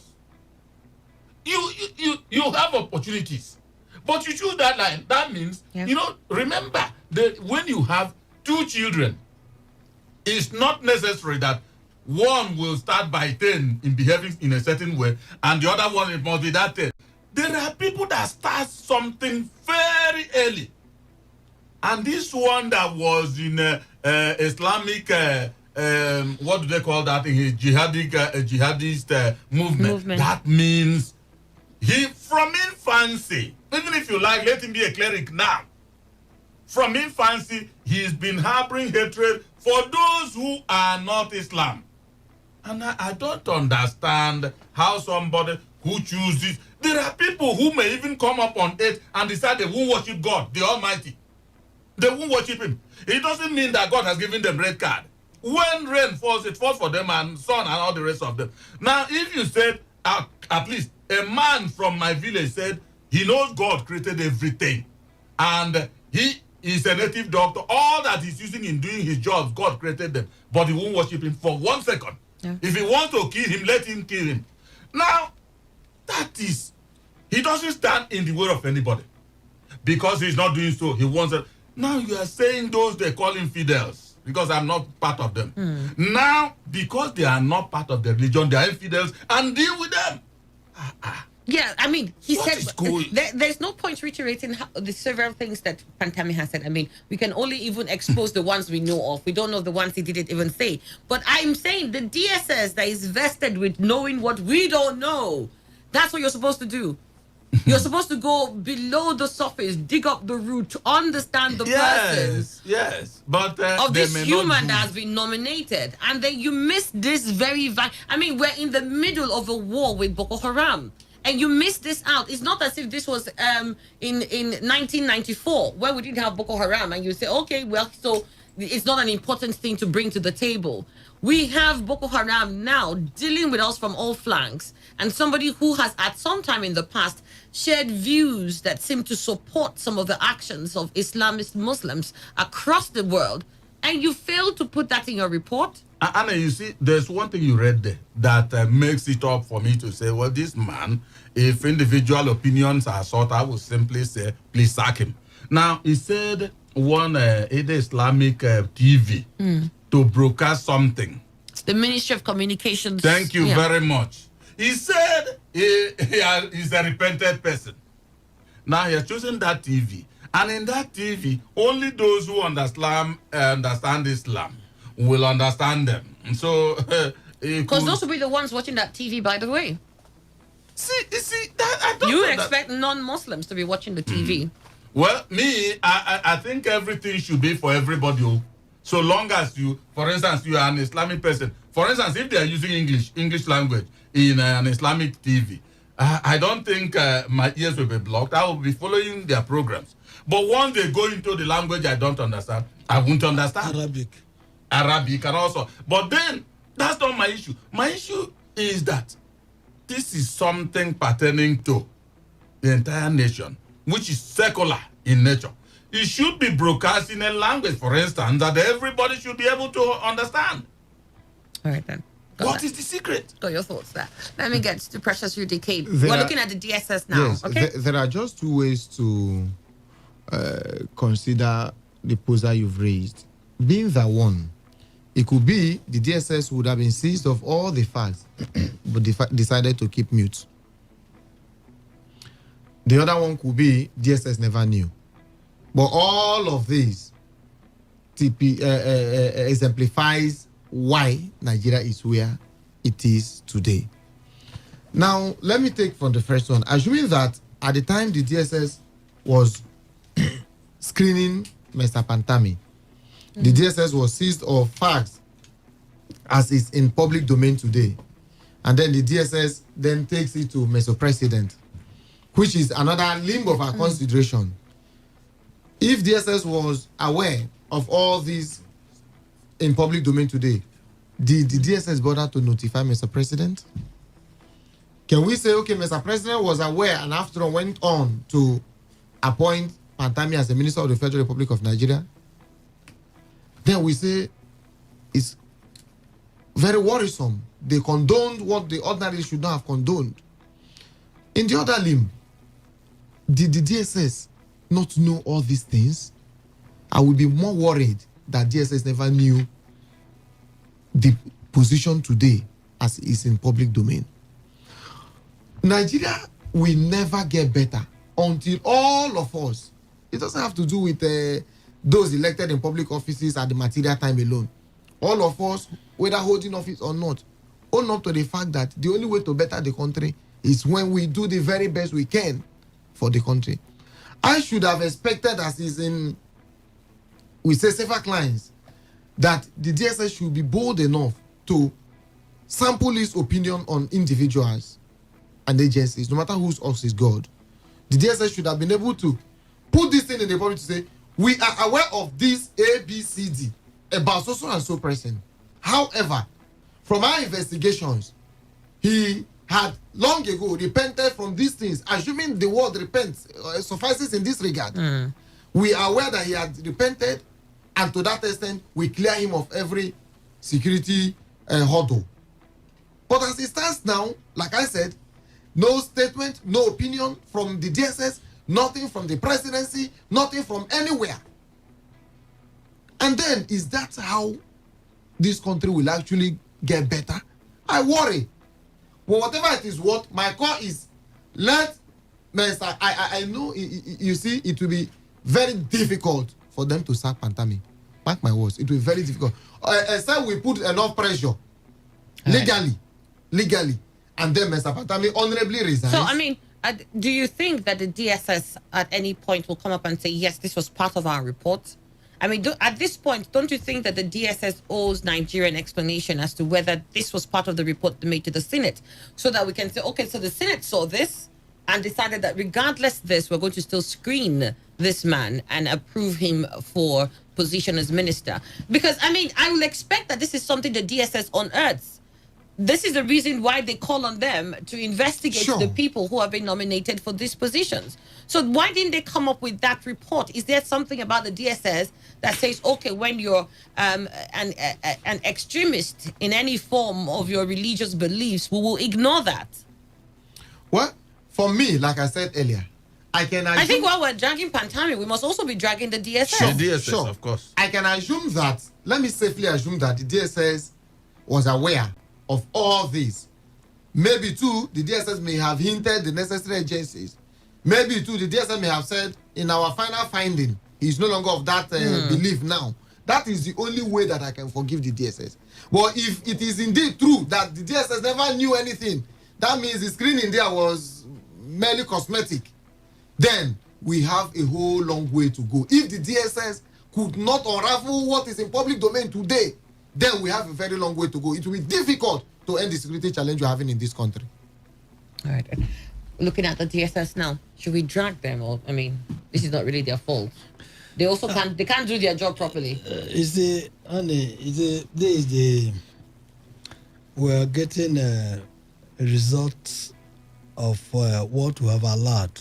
Nepotism. This is what you get when nepotism is practiced. It throws up mediocrity. Who are those calling the shots in DSS today? They are Buhari's kinsmen. He appointed them to be there.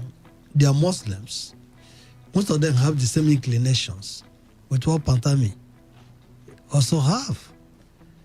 And even Buhari himself, in fact, when we are even saying he should resign, why is it even in the first instance wouldn't have rejected Buhari to contest as the president of this country when he made even a statement in sometime August 2011 that Sharia should be practiced in the 36 states of the federation if you the president of this country? You know? Is it not the same kind of ideology? No, it's not. It's the same. No, it's not. If he says Sharia, no. It's the same. If he says, I don't think so. No, he didn't impose it. No, he says he wants Sharia to be. He did not impose it. Yeah, that was merely his opinion. No, that's his opinion. That has nothing to do with it. No, it's not. It was not an imposition. Let me say, but even making that statement, there has nothing wrong with it. In a secular state like this, and if you have a lot, even qualify and him if to you contest. have a lot more Nigerians who decide that is the way of life they want, it's absolutely up to them to vote that kind of president in. Yeah. And we are also saying that a man who also came up to say the thing they are doing against Boko Haram is against the North. Why must we even bring such a man to lead the affairs of this nation? Like we said, it's not the same ideology. No, we said again, you know? This is very different from imposition, which is what we say about Pantami. There is no room for comparison. I will not even go into the issue whether they screened him properly. They could get this report. This is, unfortunately, that is what we're looking at. What we're looking at here is the DSS. Stop dragging the president in. I don't know what romance you have with the president. I must drag you can't, because you're modeling onto the conversation. No. I'm not modeling this conversation. We want to look at the DSS. Could you please? I'm not shooting you down. I want you to stick with what I'm talking about. The DSS. What do you think about their actions? Yes, this is the action now. When the mediocrity, when you are poor people who have the same religious affiliation with this kind of people, who have the same ideology, the same kind of thinking, will you remove such person from such position? Will you make any scattering report against such person? So you say the DSS are Islamist fundamentals to the extremists? When you are reading the Punch editorial, it said Jonathan said that they are in the executive, they are in the judiciary, they are in the He says they have infiltrated. I didn't know that means that has turned infiltration is that the idea. Has that turned the entire unit? Has that turned the entire unit to an extremist? No, it doesn't. Extremist-driven facility. An extremist-driven institution. Who takes the final decision in that unit is what matters. Good. Now, so the person who takes the final unit. Are you saying he's an extremist? You see, we are not here to say whether he is or not. No. But we are saying that these are the disadvantages of nepotism. What you are saying is also your opinion. Yeah, the same way you said, is it Buhari said something. Now, you the Director General of DSS is DG. Now, As for Emmanuel Ndukwe, whether he's an Islamic fundamentalist or not, I don't know. But he is the last person there, at least that will be communicating with the president. No. You see, it's good always. Let something happen about you before we talk about you. Now, I'm just saying that what you are now giving us, nobody should crucify you on that because it's your opinion. Yeah. The same way that whoever said what he did was his opinion. That is a general problem because even though the appointed them, were they properly screened? Did we go to their past? That's what she was asking you whether the DSS did a good in job. Europe, like in America, even somebody who committed rape at that age of 15, they still have the record. They will go back. That at the age of 15, this guy committed rape. So he's not qualified to hold sensitive public office. Yes. Did you get the point? I agree with you on that one. But here, anything goes. Even to be an army general, the chief of army staff, he should be scrutinized from his primary school. Sure. Of course. Absolutely. That's why I was saying that. Is that not what the DSS is ought to do? I don't know why that's you the were It's reason. not even DSS only. Even police can do it also. What would The talk, people that are saddled with this. Yes. When they put these nominees up, they don't say police go and investigate. No. It's DSS. We've always known that.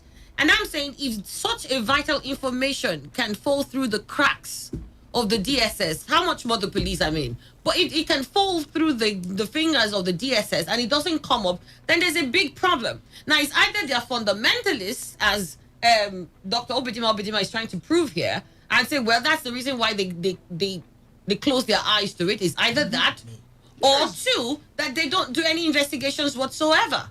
They just pass files around each other, and at the end they say, well, this person is cleared. And that means all the scrutiny that goes on now, maybe the rest of us, that's why the Punch is saying, the rest of us as citizens must do much more than we do now. Because whether we like it or not, these people will emerge as leaders of the different sectors that rules and governs us. You see, the DSS, as far as I'm concerned so far, I think they do it, and that's where they stopped. They did a good job on Magu. And they insisted on their report when Saraki was the Senate president. But the president stood his ground that he remains, despite the fact that DSS did a diligent job.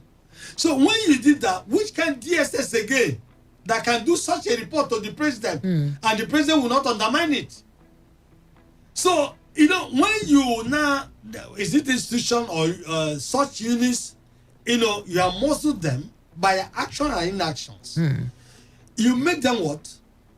You make them ineffective. They can't perform. You mentioned something about nepotism there earlier. Nepotism, yes. Could you just elaborate what you meant by that? Why? I mean that nepotism threw up mediocrity. It threw up sujus, that could be, who cannot stand and do their work diligently for the public interest. Now, when you get your it will be now just for a selective interest. Exactly. So it will protect the interest of that group. It will not expose any wrongdoing, any malfeasance that's committed within that group. And that's what the person. Because the person of Bichi himself was recently accused by an online news. If I can remember which one, not Premium.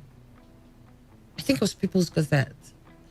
During the recruitment, DSS recruitment, where they said he favored the people of his area, of his area more. It is even my thesis. It is in my thesis. We'll have to take a break. The news update comes up next. Please stay with us. We'll return after the news update.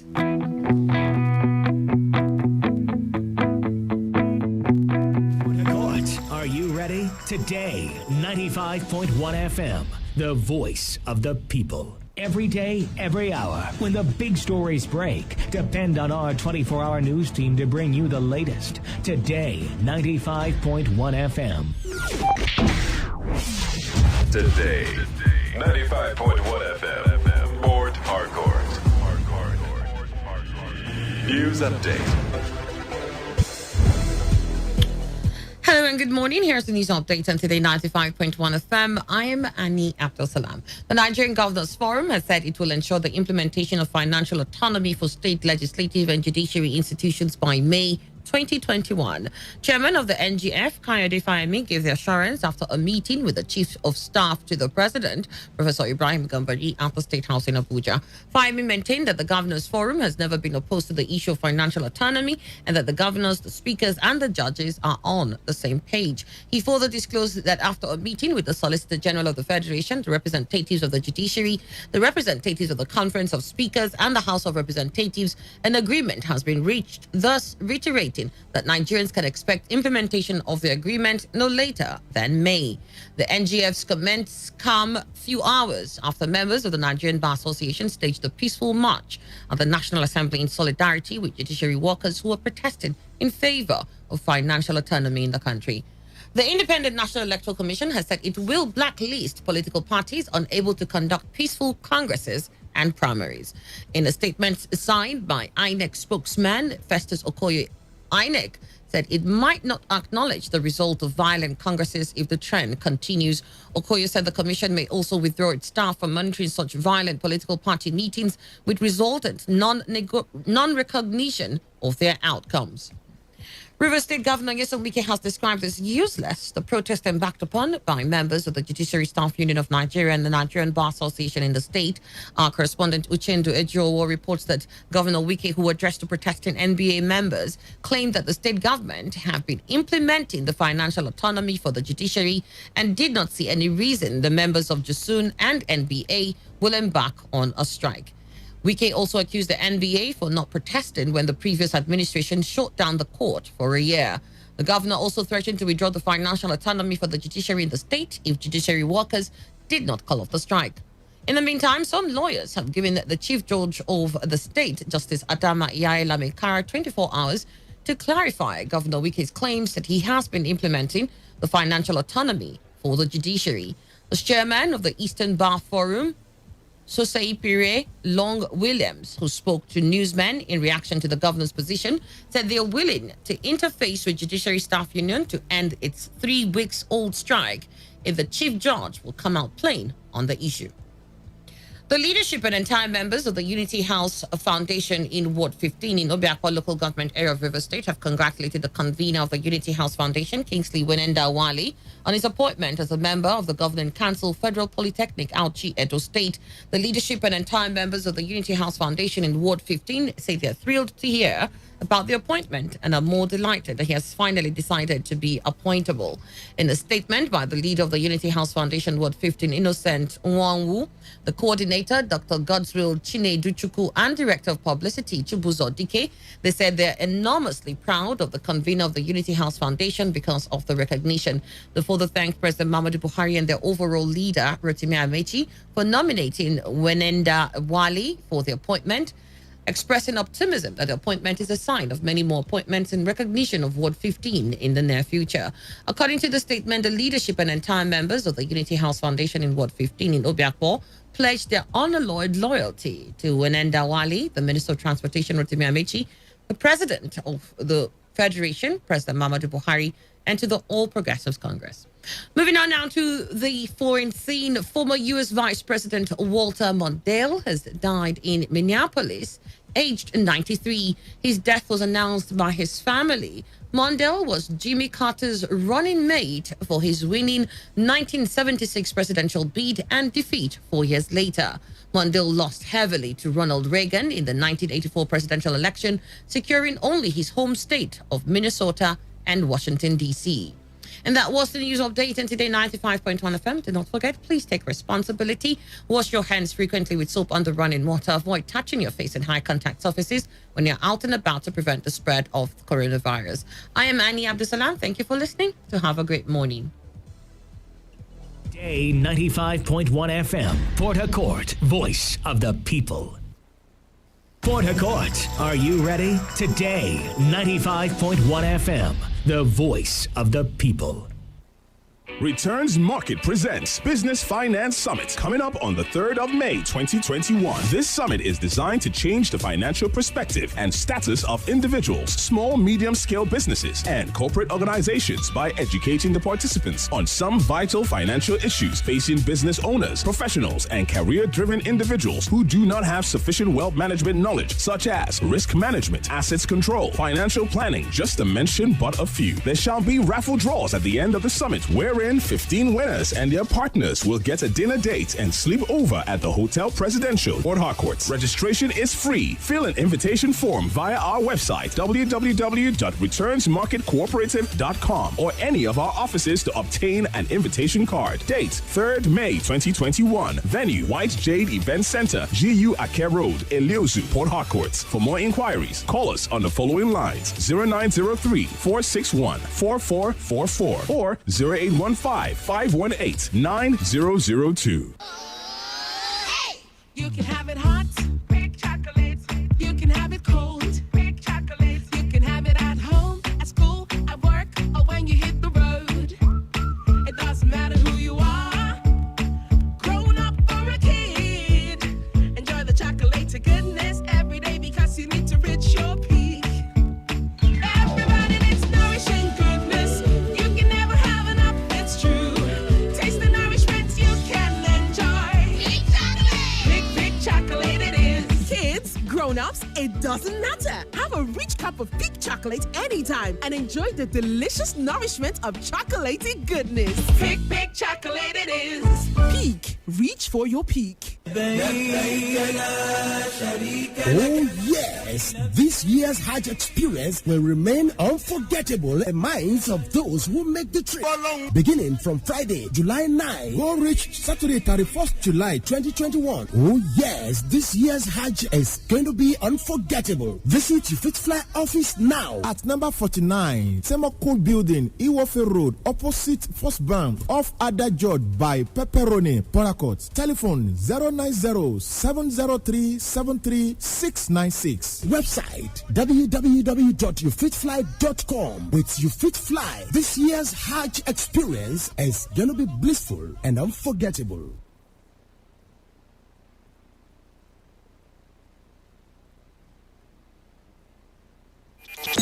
Talk radio. I listen to a lot of talk radio. 95.1 FM. 95.1 FM. Voice of the people. And we're back.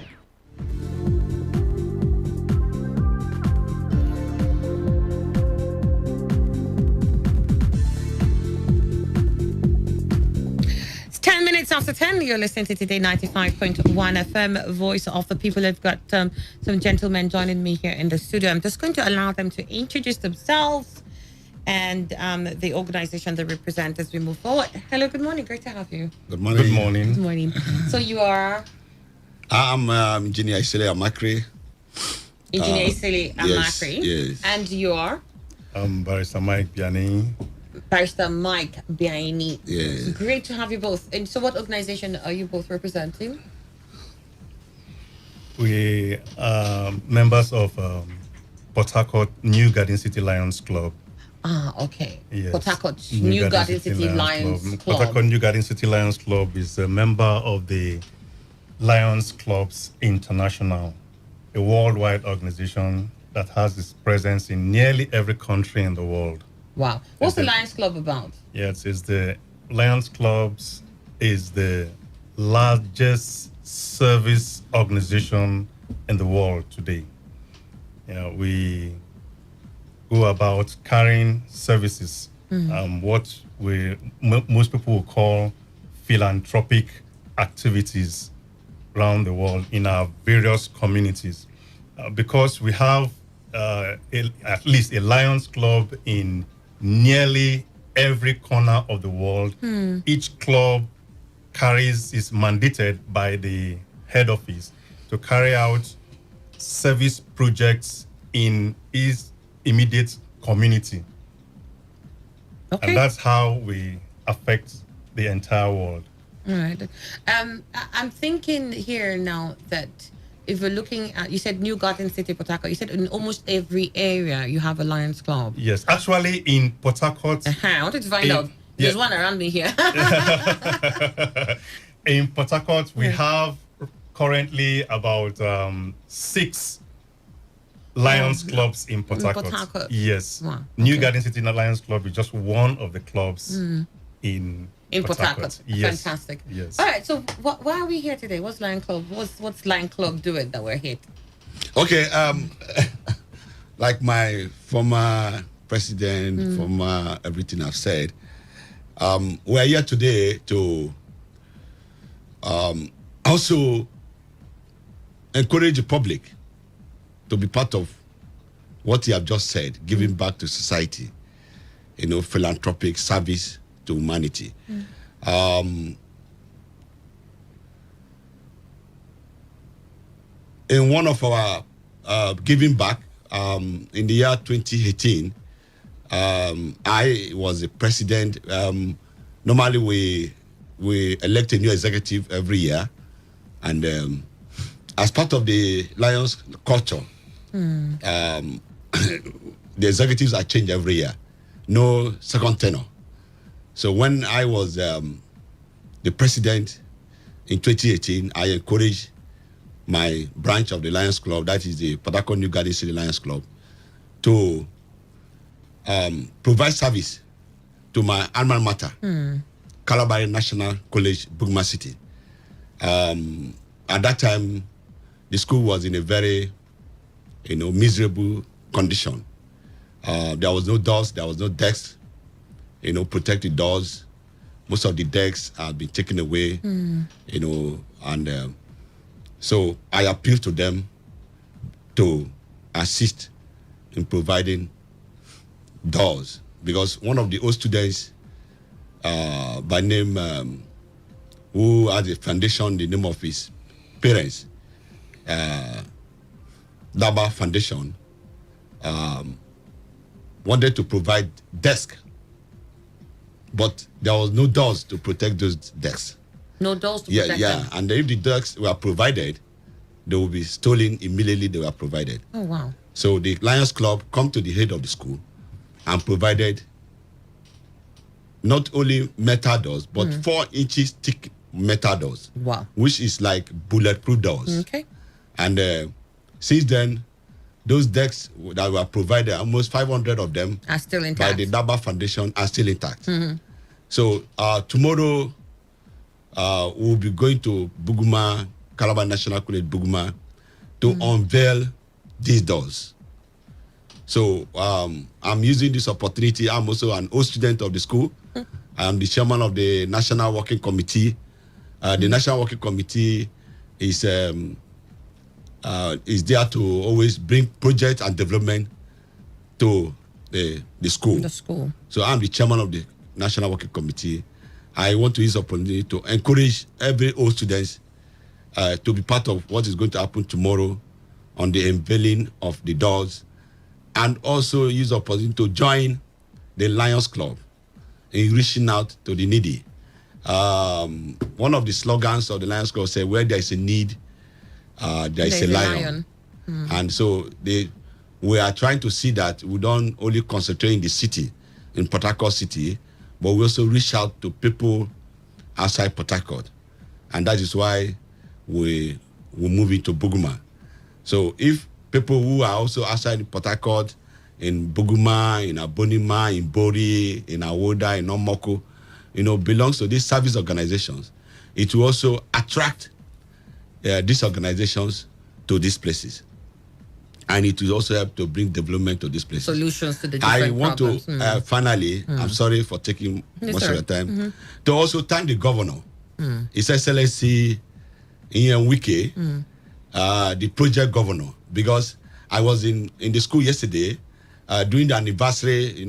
We were here. Want to also thank you, this station, the management of this station, for always reaching to us.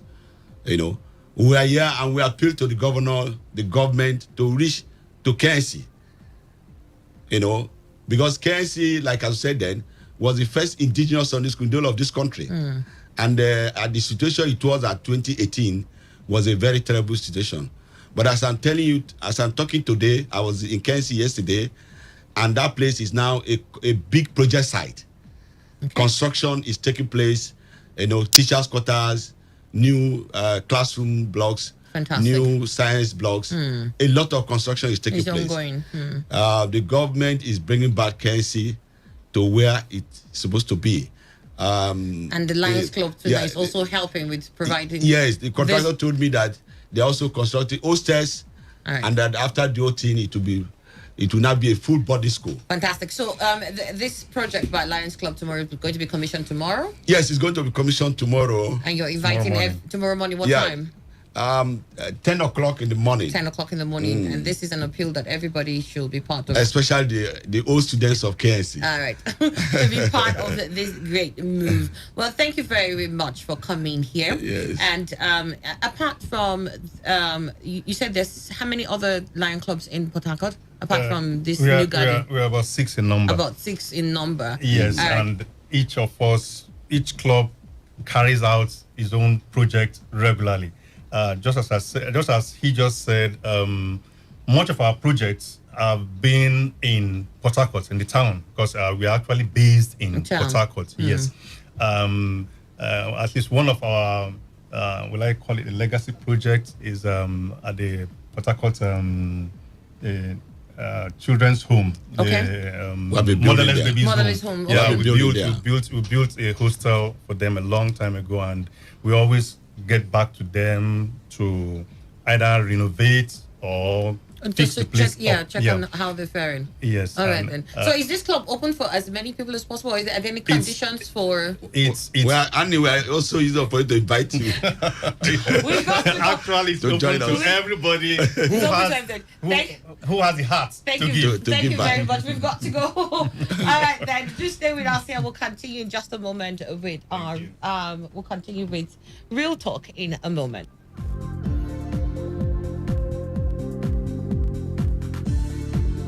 Has never been this good. Today, 95.1 FM, Port Harcourt. You don't have to be in government to serve. You don't have to hold a political office to change lives. It was Mahatma Gandhi that said, the best way to find yourself is to lose yourself in the service of others. So before you point out how the government has failed in service, ask yourself, are you being of service to your fellow Nigerian in your own little corner? As Mother Teresa puts it, unless life is lived serving others, it is not worth living at all. This message is powered by Today 95.1 FM, the voice of the people.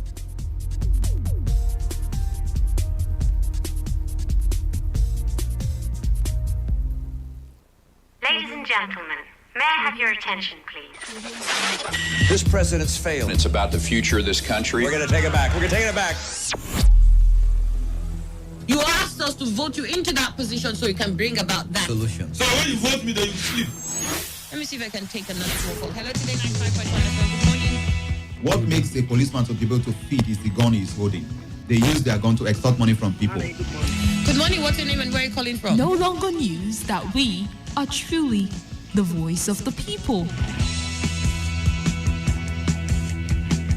Am I not a slave in Nigeria? I refuse if you're you're a slave. Let's not do that now. So the Nigerian constitution is philosophizing.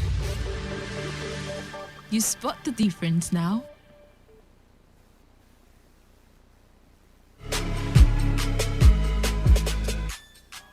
Every day on Today 95.1 FM, there's always an opportunity to comment and air your views on our various programs. It's not just about us. It's about you, your opinion, and your voice. President, don't you think that it's time to step down, sir?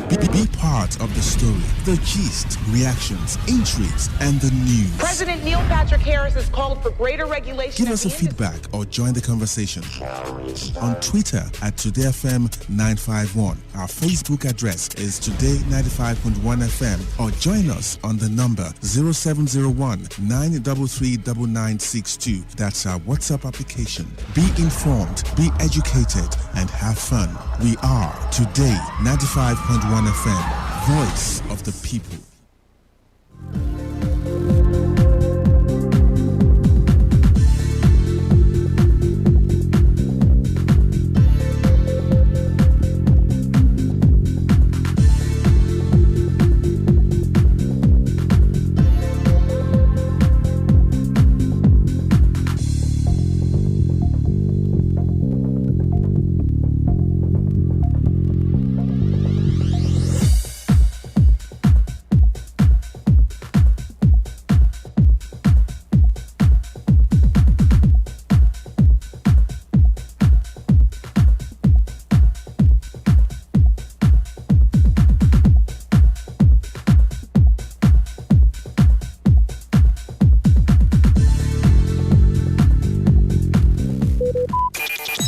Talk radio. I listen to a lot of talk radio. 95.1 FM.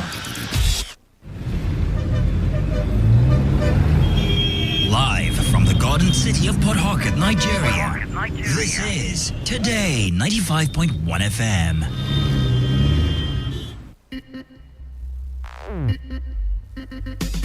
They're saying that the explanation given by the military was not enough to say that he saved up to buy those houses or to buy. Man, let me just quickly get your thoughts here so that we throw that into the opinion program. I think I have a picture of what Fayose looked like on that day and what he was saying from that caption. It's not just giving him a certificate. We must see the consequential order must be obeyed first, as to even those who have not attended the law class. Now you want that place is that place. This is where it comes. So why don't we start that first? You have that angle open now. Nothing is holding you from doing that now. You look at it and make sure and understand that restructuring is what Nigeria needs. Question now is what is social funding? Yeah. What's that? Yeah, social funding. Because I have 2 million now. I want to know. Yeah, a lot of people do, and we're having this event on Sunday where we are launching our site right there in the Reef Court Estate, because a lot of when good things come to town, people are usually very scared, especially when they sound too good to and when be they don't true. understand it. Yes. So we are doing both the unveiling of what social funding is and how you can take advantage of it and everything right there on our site. So it's not like the thing you go to a hotel and then those guys just vamoose. Okay. So we've got a site in Reef Court Estate, and we're having 2 events. We're having this physical event on Sunday by 3 p.m. right there in Reef Court Estate. It's a ticketed event though, but the tickets are free. You just need to text us your name and surname on WhatsApp to the number I'll be calling shortly. And then for those that can't make it to Reef Court Estate, there'll be a Zoom meeting on Monday evening by 7 p.m. where not only will this social funding model be unveiled to you, but you can get to ask tons of questions, because guess what? We're not starting it here in Port Harcourt. Oh, We've actually done this for 3 years right now. Where? We started in Abuja. And when we started in 2008, social funding is a self-sustaining, self-auditing and self-duplicating system. Wow. It means it grows itself. It requires no bank funds. Social funding. Yes, social funding is just a 21st century innovation of our parental Esusu system or contribution system or crowdfunding. Yeah, but we've added a lot of tweak to it that makes it exponentially more valuable and more leverage. That's why the 2 million or the 4 million you pay to get that smart duplex is a one-time only payment. You don't get to pay any other money again until you get the house. And the first set of 7 houses were given out in November last year, 2020. We started in 2018 with no land, no house, anywhere. But because of the power of this social funding, all I need Port Harcourt to feel while I'm here is the power of social funding. Because of the power, we're able to go from no land, no house in 2018. By 2020 November, we gave out the first 7 houses. And now we are in 8 different locations, 6 in Nigeria, 1 in Cameroon, 1 in Ghana. We have 5 different sites in Abuja under construction. We're in Reef Court Estate, Port Harcourt, which will start construction this week. We're in Alalubosa GRA, Ibadan. We're in Lagos. We're in Cantonment, Ghana. We're in Yaoundé, Cameroon. We're in Nasarawa GRA, Kano. We're in Independence Layout, Enugu. And guess what? You can just qualify for any of these houses and decide, I don't want is to text your name and surname, because it's very important. Other people might bear your first name. Your first name, yeah. Your name and surname, text it through WhatsApp. To what this number? 0809 33 78 525. Send a WhatsApp message, text your name and surname, and write Sunday under it or Sunday meeting to 0809 3378525. But if you can't make it to the Sunday physical meeting and you rather want to have a Zoom meeting on Monday evening by 7 p.m., the Zoom is open to everybody from across the world, so you don't have to be in Port Harcourt. All you need to do, text your name and surname to the same number on WhatsApp, 0809 3378525. And put your name and surname with Zoom under. I will book you for the Zoom meeting. Okay. So they don't have to pay anything aside. No, you don't pay anything. So why we're making it a ticketed event is because we're also regulating the number of people that come in there. Okay. We are only open for 200 tickets. Can't have more than 200 people. And then it's a very restricted estate. Where's this estate? For some of us who don't even know, where's this estate? This estate is right beside the popular golf estate in Peter Orderly. Okay. We're sharing fence with golf estate. Wow. And then if you text I need location to the same number 0809 3378 525, you'll get a YouTube link that takes you virtually to that place from Transamadi to that place. So if you're in any part of the world and you just want to see the location, text I need location to 0809 3378 525 or go to YouTube and Google My Ace China. My name is My Ace China. Get to my channel. You see the most beautiful and the most secured estate. You said this is a 4-bedroom apartment. Yeah, a 4-bedroom apartment with a rooftop private swimming pool and a BQN suite. Wow. Yes. You said something about Google earlier on. Yeah, it's a Google Smart Apartment. So what do you mean Google Smart Apartment? We're in the Internet of Things. And everybody wants everything to work at your whims and caprices at just like our phones. So we have home automation where the gadgets have different kind of remote control. And because the problem of carrying remotes is an issue, picking up the remote can be an issue. We've advanced that automation to Google operated automation system. So once your phone can see Google, your phone can control your house. For instance, you travel out of Nigeria and you're in the US and you remember you didn't lock your front door. You can lock it from your phone. You remember you didn't put on your security light or you didn't put off the light. You can, and we're going as far as automating the gas system. We're presently working on a technology that supplies gas to homes through our UK partners. So, and they are metered smartly. So you can use your phone to buy gas the way we do with NEPA. Electricity now. Yeah. You can shut off your gas with your phone. And the part I love most is imagine your best friend visits you and you're not in town. You open up for him from the US. He enters your house and then he annoys you. You can lock him out. You place him on house arrest you can from lock the him US. And then he'll be at the CCTV begging you, please now beg unlock. Or you simply just send him out. Once he's out, you lock the door. All his things are in there too. So that's amazing. That's what we're crafting. This is certainly something for a lot of people to buy into. Like you said, it's going to leverage on that gap. A lot of people want houses and homes like this, but they can't afford it. I mean, this is something that will naturally cost over 100 million. Yes, you're looking at the area where it's situated and the kind of house itself it is. And you're saying this is only possible because of social funding. Yes. This new innovative move is what we're going to learn about when we come on Sunday. Yes, and for those of us who can't, we'll do the Zoom and we'll understand what social funding is. Exactly. But what is expected from us is at least 2 million naira. Yes. Once we're part of it, we can be sure that we will get this home. Yes. In fact, if you don't have 2 million or 4 million. Let me call my bank manager. If you don't have 2 million or 4 million, you don't bother to come. Don't bother. Yeah, because we are putting up an educational website for this very soon called www.realestatesocialfunding.com. But for now, that website is just a registration for this event. Okay. After the event here in Enugu, that website will be an educational website that really educates you. Because as you said earlier on, when people don't understand opportunities, they can't exploit it. Opportunities. That's why I'm glad that, first of all, you're trying to even give them that room to understand it on Sunday and on Monday. For as many people as is listening in who have 2 million and 4 million and are thinking of owning this kind of lovely homes in a lovely location and need to understand what social funding means for them in acquiring this home. Sunday and Monday is the line, or shall I say the date for you and Destiny. You can do so by sending... what message is supposed to send to your WhatsApp now? Okay, if you are attending the Sunday event, just write Sunday event, your name and surname, and text to 0809 3378 525. If you are doing the Monday Zoom, just text your name and surname through WhatsApp to put Zoom under your name and surname to the same number 0809 3378 525.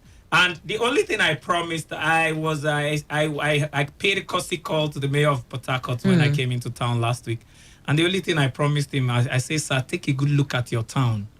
It's going to change. By the time the mayor of housing is done, it will change forever. And that change will exponentially keep expanding. All right, then I'm happy for that. I can't wait to see that. Let's share the WhatsApp number one more time. Yeah, the WhatsApp number is 0809 3378 525. Your name and surname, Sunday event if you're coming on Sunday, or Zoom if you want to attend the Zoom on Monday. Remember, if you don't have 2 million or 4 million, just wait until you do. We're going nowhere. Don't bother. Thank you so much for coming on the show. Thank you. All right, we've got to take a break here. When we return, we'll be looking at real talk. Still today's question on Today 95.1 FM.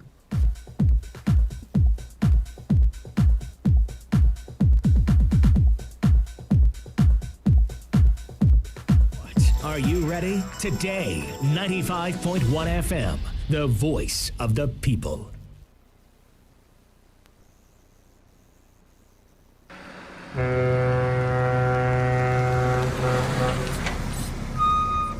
Officer, take. Officer, give me number. No time. Ma, they match am, they go. What? You driving the officer of the law? You under arrest.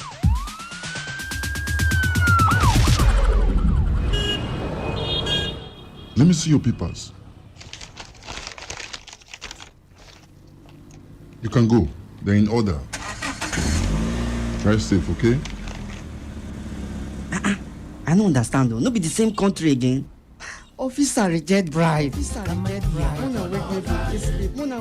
arrest me yesterday.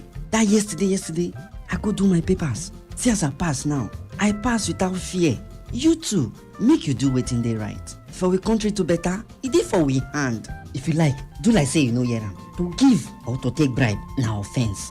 Una don hear am, abi? You hear am too, abi? You hear am. You hear am well. They themselves, they hear am. Now the voice of the people. Now him bring this message give una. Today 95.1 FM. Now we be the voice of the people.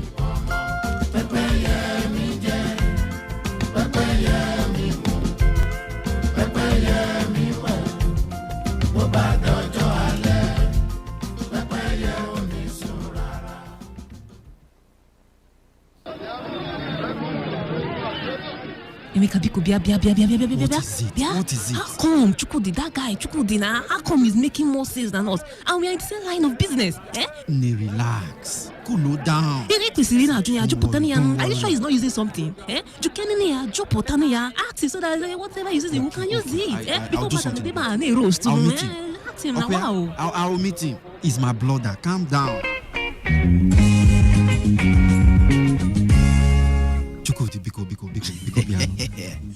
What is that thing you are doing? I'm your brother. What is that thing you're doing? Look at your shop now. It's always busy. Look, my friend, it is very simple. I don't tell you this thing before, but you know the I am willing to go anywhere, any length. Just what is it you are doing? What is the secret? It is very simple. See, just take your business, okay? Take your business, go to Today FM for adverts, and you go experience change. Chukudi, stop this joke now. I tell you, because now, as we talk so, their rates don't drop. Chukudi, are you being serious? I did tell you. Where this man go, Seth? You got Chukudi. Want buy something? You got Chukudi. Who they collect money? Chief can face you come now. I come. Emeka, I need go now. But don't forget though, Today 95.1 FM. Carry your business, go give them, and you go see change. Yeah, you can be the greatest, you can be the best. Chukudi, Dalo, thank you very much. Biko, family. Thank you.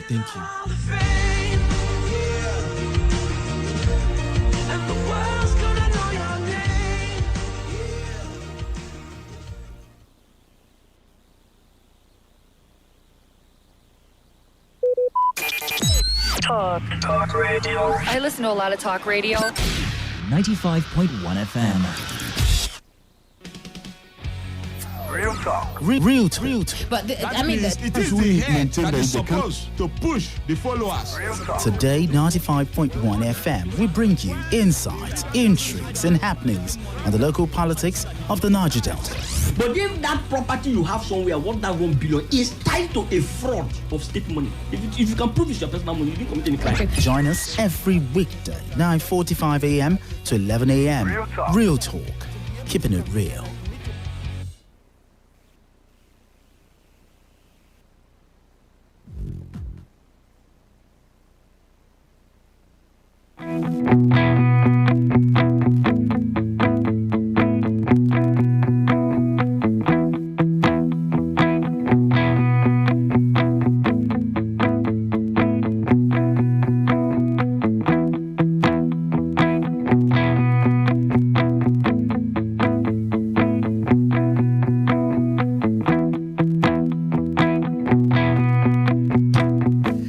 42 minutes has gone past 10 and you are still listening to Today 95.1 FM. Let's move on now to Real Talk. And for Real Talk, we have from the Tide newspaper online, PDP sweeps local government polls in Rivers State. The People's Democratic Party has been declared winner of the highest number of votes in 4,442 polling units and 319 wards across the 23 local government areas in the last Saturday's local government polls in Rivers State. The Rivers State Independent Electoral Commission RESEC chairman, Justice George Omereji, while announcing the results of the local government elections yesterday in Port Harcourt, declared PDP winner of all 23 chairmanship seats and all 319 councillorship seats in the state. Addressing journalists, party agents, independent observers, and other stakeholders at the RESEC office shortly after the announcement of the results of the local government polls, Omereji said the election was free and credible, adding that few challenges arising from distribution of materials and other logistics affected the polls. He congratulated the winners of the elections and called on the losers to accept the results in good faith and eschew the politics of acrimony. While giving a breakdown of the full results, Omereji said that Barrister Benjamin Eke of the PDP won Ahoda East Chairmanship contest with 35,483 votes. PDP also won the 13 wards of the local government area for the councillorship polls. However, the APC did not take part in the election, got 84 votes. In Oba-Igbe Mandoni local government area, Honorable Job Vincent of PDP scored 52,484 votes to win the race, while SDP garnered 218 votes. Omereji declared Dr. Chidi Lloyd of PDP winner of Emoha chairmanship seat polls with 93,980 votes. The party also cleared the 14 councillorship seats of the local government area. The PDP's Obinna Anyanwu also won the Iche local government chairmanship seat with 27,883 votes. The party cleared the 18 seats of the wards. Also, PDP's Decor Confidence won the Gokana local government chairmanship seat with 54,578 votes. PDP candidates also clinched all the 17 councillorship seats. APC got 2 votes for the chairmanship election. I wonder what those 2 votes. In Bonny local government area, David Irima of PDP won the chairmanship seat with 18,408 votes. PDP also swept all the 12 councillorship seats. Returning officer for the elections in Bonny local government area, Dr. Kenneth Mebaka, had announced the initial results at the local government coalition center at the Ibanise Hall at about 1 a.m. yesterday. He declared the People's Democratic Party winner of the polls, having pulled 18,408 votes to defeat the African Action Congress, which pulled 4,443 votes, and the SDP with 206 votes. The PDP's Onengie George also won Asari Toro chairmanship with 63,727 votes. PDP also won all 13 wards councillorship seats. Accord Party scored 787 votes, while Labour Party got 9 votes. Mr. Roland Sekibo of PDP won Akukutoro with 54,883 votes for chairmanship. Accord got 176. APC got 1 vote. In Andoni, the chairmanship candidate of the People's Democratic Party, Erastus Awotu, emerged winner in the just concluded council poll, having garnered the highest number of 107,658 votes. Andoni people did come out, I think. And then the Rivers State Independent Electoral Commission returning officer, Mr. Michael Blessed, made a declaration last Saturday, shortly after results collation in Ungo, headquarters of the local government area. The returning officer stated that the election was keenly contested and all the party agents were on ground to monitor the process. The results are as follows. Total votes cast 115,776. Total valid were 113,776. Invalid were 1,487.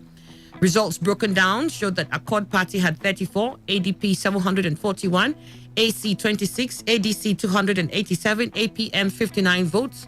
Other parties are LP 4,200, that's Labour Party 4,207 votes, PDP 107,658 votes, SDP 247, and 471 votes for ZLP. ZLP seemed to be even a bit popular than SDP. Well, from the results, the PDP was the highest votes, amounting to 107. And then in Degema, Omeriji declared William Michael of PDP winner of the chairmanship seat with 21,223. Accord got 94, SDP 247, Labour 913 votes. Oyibo local government saw Okechukwu Akara of PDP declared winner with 881,057 and 52, while SDP had 31 votes. In Ikore local government, Engineer Samuel Wonosike was re-elected with 4,952 votes. Labour Party scored 82 votes. SDP scored 388 votes. APC scored 61 votes. I mean, I remember where he said the people came out massively to come out for that election. If you remember, I remember you both spoke to him during the elections. And the PDP candidate, Barrister George Ariolu, also won Obiakpo with 287,347 votes. Labour Party scored 122 votes. SDP scored 705 votes. In Opobonkoro, Einada Kukigam of the PDP won 44,434 votes, while SDP got 456 votes. In LMA local government area, the PDP pulled 96,283 votes to win the election, with Accord Party scoring 671 and SDP 2,983 votes. In Okrika local government, the chairmanship contest, PDP won. Tobin Akuro, who is the candidate, scored 23,890 votes to win the poll. Labour got 10, SDP 53, APC 9. The PDP also won the chairmanship seat in Kana local government area with 53,439 votes, Labour Party 15 votes, and SDP 309 votes. Ogubolo local government area PDP chairman won the polls with 334,721, SDP 121 votes, Labour Party 11 votes. Thai, PDP's Friday, Bakbone scored 53,423, SDP 268, Labour Party 73, and in Falga, PDP's All Well, Ihunda pulled 17,747 votes to emerge winner, while Labour Party got 552 votes, APC 137. The incumbent chairman and candidates of the PDP for Abuodal, Daniel O. Daniel, his Ahoda West counterpart, Honorable Hope Ikoriko, also won the contest in their local government areas. Omeriji, however, advised losers of the elections to accept the results and support the winner to provide good governance at the grassroots, while encouraging the winners to carry everyone along. RISEC boss used the opportunity to announce that the certificate of returns will be issued to the winners at the Commission's office on Abba Road. Okay, so there you have that. So I think in all of the local government areas, the place that had the highest votes will be Obiakpo, which saw the winner there with 287,347 votes. Labour Party had just 122 votes there. SDP got 705 votes. Aside that, I think we saw in other places 102 as the next highest number of votes to any party in these elections. The rest just stayed between the 90s, 80s, 40s, and 50s. Ikore, on the other hand, the winner there got about 4,000. In any which case, Emmanuel, this is what it is. The PDP won with, huge margins. The closest to their hundreds of thousands will probably just come in with less than 1,000. You see, Annie, they just reenacted what I, Emmanuel, was expecting. There was no time they won't win. There was no competition. Forget about whatever the other ones had, because they are not known to be major opposition party in the state. And so it was a lone contest for the PDP. However, you see, being even a lone contest is not enough for them to win all the seats, chairmanship, councillorship. But it's in the character of Nigerian politicians to make sure that however they handle the issues of local government election, it goes to the leading party. None is exempted. And that is why I always say governors of Nigeria should indeed look at El-Rufai of Kaduna as their model. Yeah, whether you talk about electronic voting and whatever, no, it's irrelevant. Because nobody came with a cane and or knife or gun and pointed it at the governor of any state and said, no, electronic voting, the type that made the PDP have for local government in Kaduna State should not take place in your state. So it's just the same thing. If you also check the local government election that was conducted in the time of Rotimi Amechi as governor, what's his name? APC swept everything. You see, for me, when I hear a local government election, I say, okay, this is homegrown. In fact, it's going internally to everybody that is looking for that position in the ruling party. And that's exactly what happened here. Like retired George Omereji said, losers, if they want to go to court, the courtrooms are not closed. They are not. Let them go.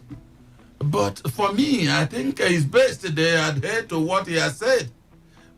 You may be hearing this and that on radio about the irregularities. Which election in Nigeria has not been fraught with irregularities?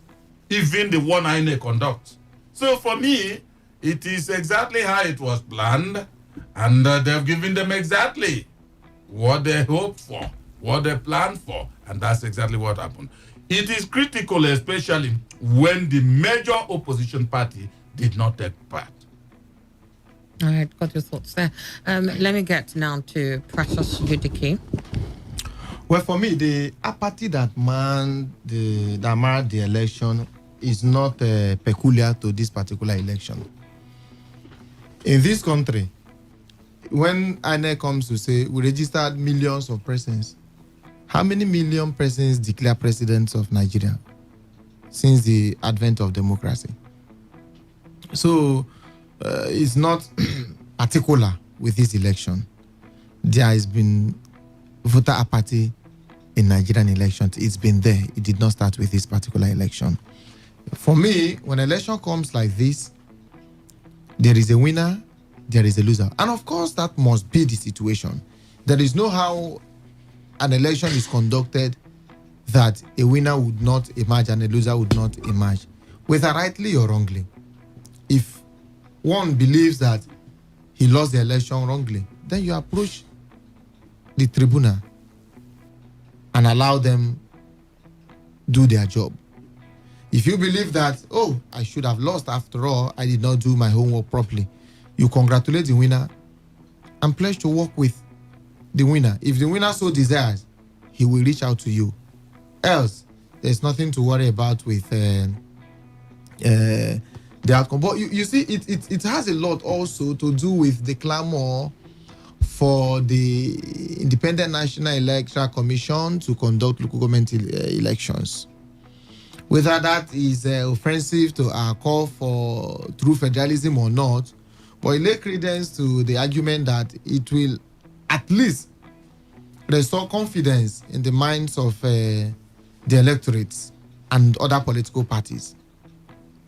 I am sure that I think I can safely say I assume it had been. The point that you're making here that I need to digress. I need to I do not agree particularly with this. When you say when elections are coming, I think that's the mistake that some of these political parties make and think that they only get to wake up during elections. Long before elections, what are you doing to get to the people on your side?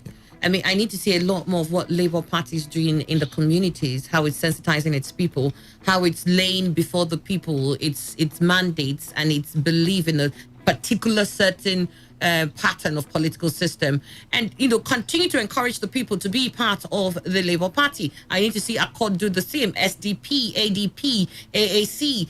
It's not the elections that wakes them up. You need to be doing that in between the years and the election, so that an election day is just like your exam. How far have you been doing for the past 3 years, the past 4 years, past 2 years? I agree. So I think I would rather rephrase to say that political parties should start early enough to prepare for elections. I agree that election is not won and lost on that election day. One would have been able to put things in order that will ensure victory on the said election day. So for me, those who have lost, let them prepare to go to the election petition tribunal. Those who also felt that they lost in tandem with due process should congratulate the winners and get prepared too to work with those who have won in the course of serving the people of the various local governments. President Jonathan has stated, former President Jonathan has stated that the courts should not decide who rules us. Exactly. All right. And I have been wondering, that statement, whenever I remember it, it keeps me on my toes, because should we assume that whatever is pronounced by the umpire is indeed what it should be and should not be challenged? But there is nowhere in the world where election is totally free or devoid of any inconsistency. So we should also, maybe we should imbibe the habit of congratulating whoever wins elections and do whatever we can to win election on the election day. Exactly. All right, we got your thoughts on that, Precious UTK. Dr. Bitima. Some of us will witness some good elections in this, even if it's not perfect. Let me take the Second Republic. I think that was 1979. I wrote my WAEC May, June 1978, and that was later that year, activity for 1979 election. We had this MPP, MPN, UPN, then GMPP. I remember that the dominant parties were MPP, MPN, UPN. Then in the state here, you had MPN, MPP. But some people, I remember in my community, one man stood up for UPN. And this man worked hard, mobilizing women, carried them in the buses given to him by UPN, this hair's boss, moving to places. And the MPP, MPN were doing serious campaigns. I was a party agent in that election, so the House of Assembly election constituencies then, when we were all in Port Harcourt local government, when one Miss Joyce Womet was contesting for House of Assembly. The highest thing they gave to us as party agents was jollof rice. That's what we ate, no money. And we were excited. We were moving to campaigns, listening to people like Nandazikwe speak. We listen to people like K.O.Ndabadi, Dr. Buwel. We mimic them, We mimic them. You mimic them how? I don't understand. The English, the grammar they speak, So that was our own excitement. That's why the drive to go for campaigns. But they have changed drastically. If I see what happened in this last election in Rivers State, the local government election, and like what I will say, it is pedestrian, it is pediatric. In fact, there's no flair of politics in it. The highest, they visit a chief, and this chief should be very mindful. These Royal Highnesses and Aces, even the ones that are village chief, they answer His Royal Highness now. And they wear all the regalia of Oba of Benin. And they begin to bless and all those things. You see, when things change tomorrow, they will be their position will be in danger. They would have a kind of allowed this thing to, even if you come to an area, you visit a first class chief, not every village chief, every family chief. And people are undermined. But what are we taking out from that election? One, low turnout. We are in this studio outside there. We are getting report from the field. Low turnout. And I was saying here, I even said it before that election on this studio. I said, look, you will only have party members come out for that election. Even the election, the party members also did not come out. Majority of them did not come out. What's the problem? They did disconnect with the people. Human development economically had not been addressed in this state. So, what is the push?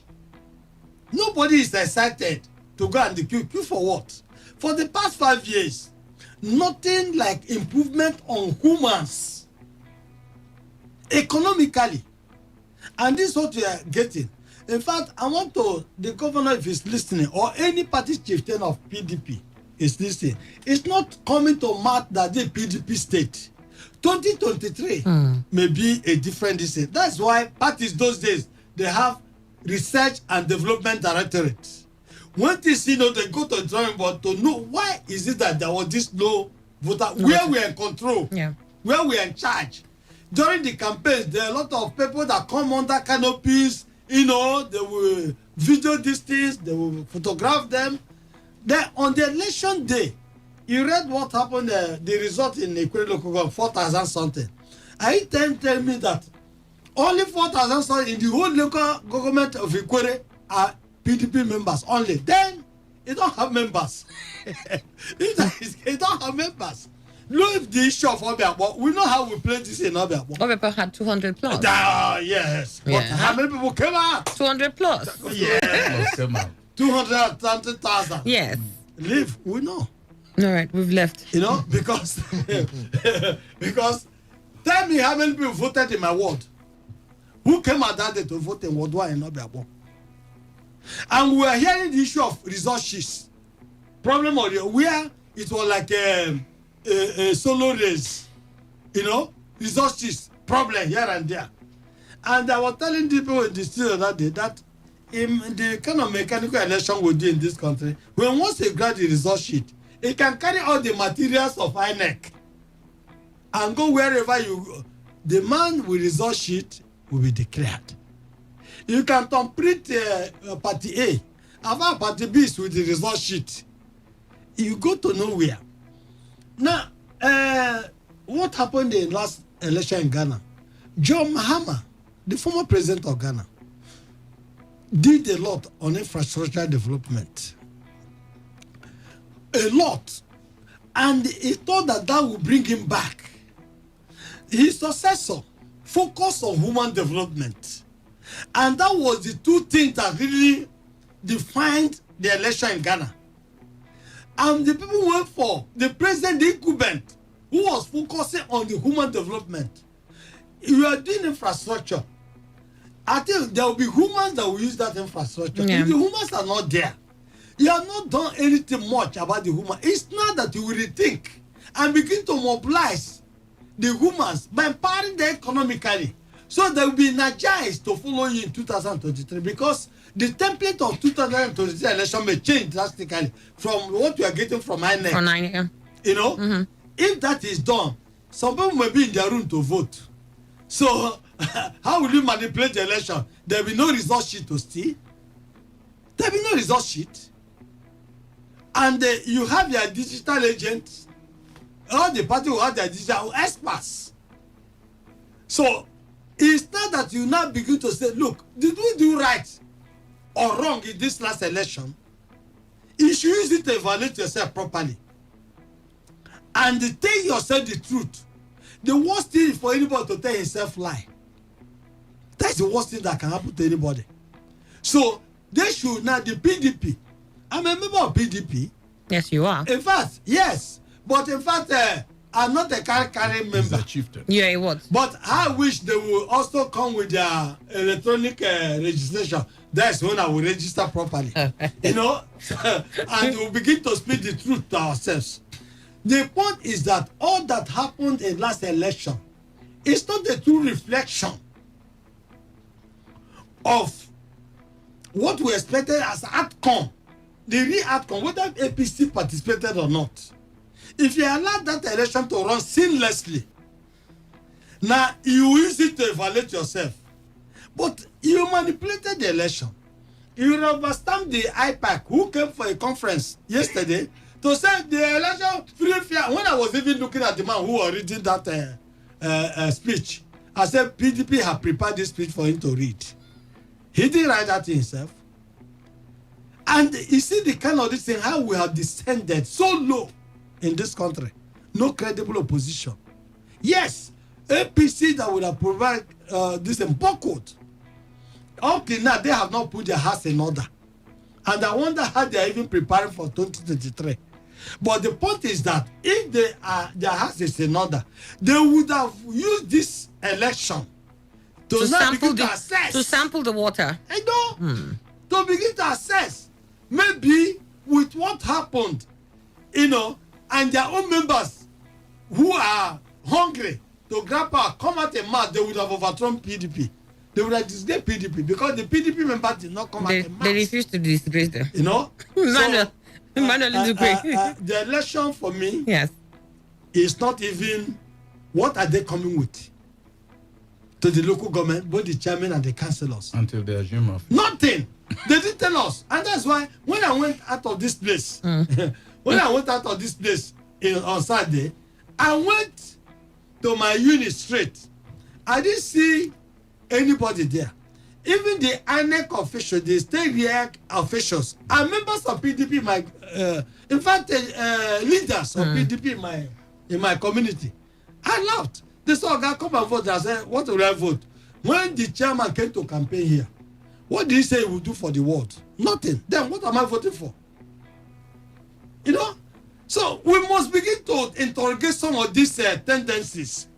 If maybe we are to make a better society. Maybe this is Obiakpo according to what you said. Yes, Emmanuel. Yes, you see, where I have a little problem is when I'm hearing maybe officials of government saying that the election was credible, free, and fair. You see, if I were... But what are they supposed to say? I don't understand. The numbers they saw came in freely and fairly. No, it is best you keep quiet than saying something that somebody that was in the field will contradict.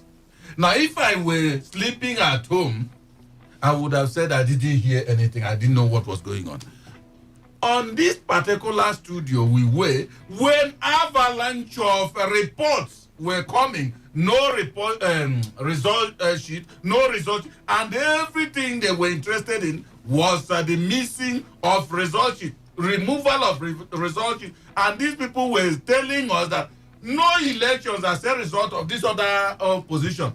When they have spotted that result sheet was not there, all of them will say no election.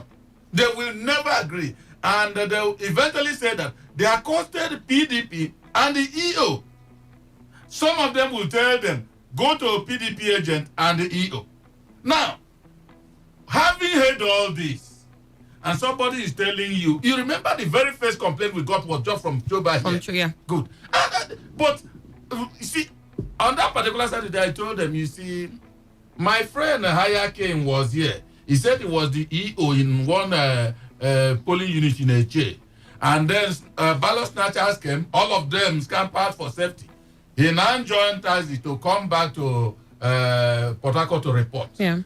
Just as the Tazi moved, the driver on the radio, they were announcing his unit result. He shouted that there was nothing he could do, but he just followed the Tazi and reached INEC and told them what happened. So the results, a fair result from all these places that said no election, result will come. You see what my fear is, that this election pretty much had an open door for the PDP. And I'm saying this because they didn't have the sort of monumental opposition in the contest. So I would have expected that as much as possible, if they were free and fair in all modus operandi, they will still come up tops. I'm not surprised that they beat the SDP or the Accord or the LP. I'm not surprised.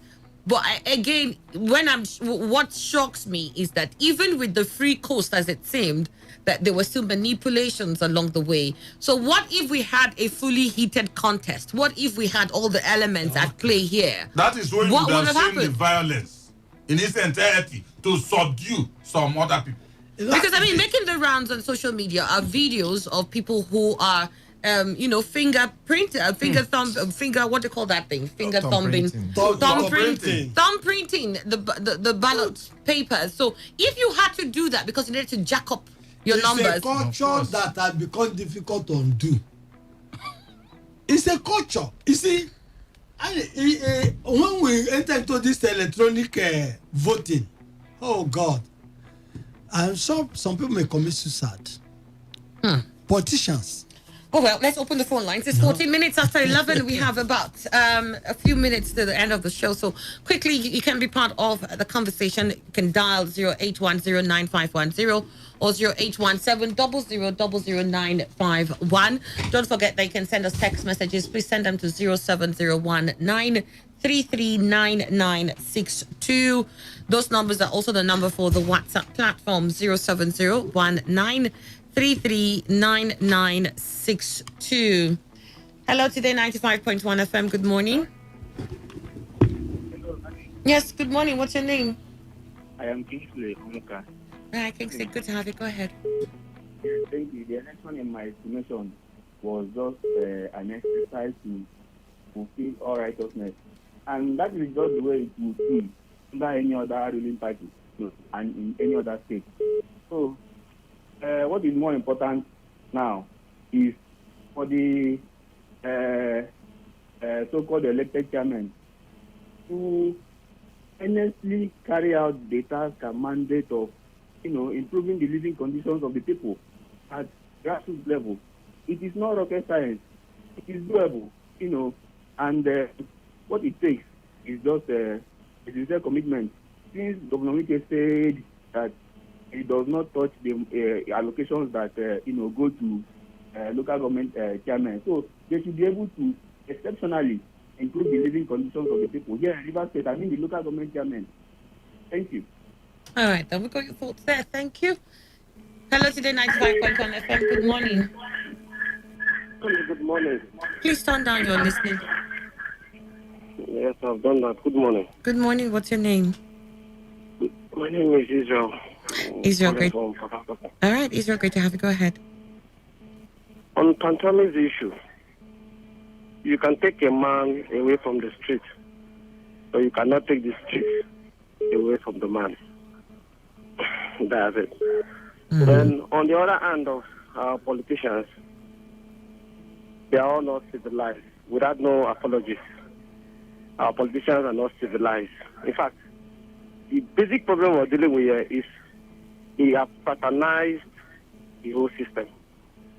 Why are we doing this to ourselves? Knowing fully well we will die someday. With all the billions and cars, you must die someday. Why are we suffering? With this free wealth God gives to us, money, gas, granite pyramid, and all these things, we are just setting humanitarian problems here and there, killing ourselves on this beautiful soil we made, we inherited from God knows where He gave us this favor, and we are this very wicked and satanic. God will help us. The only advice I will give to our people right now, great Nigerians who believe in the spirit of Nigeria right now, is this. Exclude the politicians from the growth of this country. Ask not what you can do for your country, but exactly what you, as a person, can do for your country. That is all. Thank you very much. All right, then. Thank you. Got your position on that. Hello, Today 95.1 FM. Good morning, Annie. Yeah, good morning. What's your name? I'm Obino. Annie, I'm not happy how Nigerian DSS, their behavior about this matter. Everybody is raising about this matter. I mean, they are not calling him for question. I tell you, if it's Reverend Kukana that says something, you see everybody, presidency, this issue or that, calling him names, or Apostle Suleiman, or somebody from Southeast. You see DSS jumping up, doing a lot of things, even bringing military to somebody's house. Now they have accused this man of this atrocity of terrorism, and he is part of them. Even the record, when I was listening from one radio station, they are reading that this man has visited most of this jihadist country. This Islamic country that is killing people. Everywhere. So I want Nigerian DSS to sit up and tell us what is going on. If them are sincere to this country, they should call that man for questioning, and that man is supposed to resign. Thank you. All right, got your position on that too.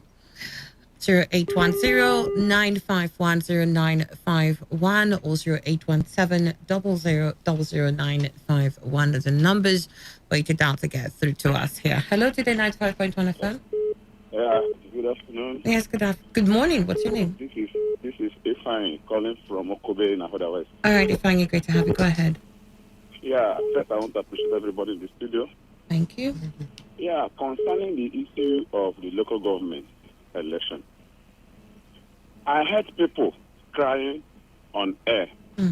No ballot paper, no result sheet, and yet we didn't say anything. Rather, people boldly come out to say that the election was peaceful. Which election was peaceful? Peaceful when people were denied franchise. Peaceful when people could not access original result sheets. Peaceful when nobody, because of their misbehavior, nobody comes out to vote, and we still call it a peaceful election.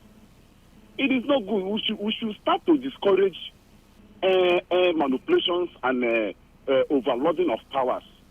Because today, the same people that are congratulating, saying that the election was free and fair, tomorrow, when it will fall against them, they will say, hey, the election was very, very bad, that the federal government has hijacked everything, that this party has hijacked everything. Instead of calling it a spade, we are rejoicing, saying that the election was free and fair. Where's the problem? That they should know that whatever a man soweth, the same thing he shall reap.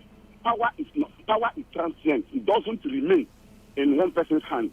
Tomorrow it will change. And the same group that are jubilating today will cry tomorrow. Thank you. All right, then.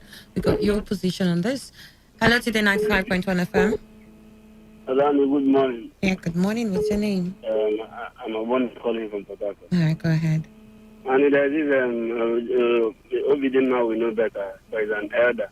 And there's this saying that they said the chimpanzee or the monkey saw white trees are going down. They were hitting down trees in the forest. And he was busy laughing. But he forgot that it was his house that was being destroyed. See, this issue of elections and people coming out and some persons jubilating while others are crying, it will get to everybody. Just at the time, I think we had a situation where APC swept all. PDP were crying. Now PDP has swept all this on this device.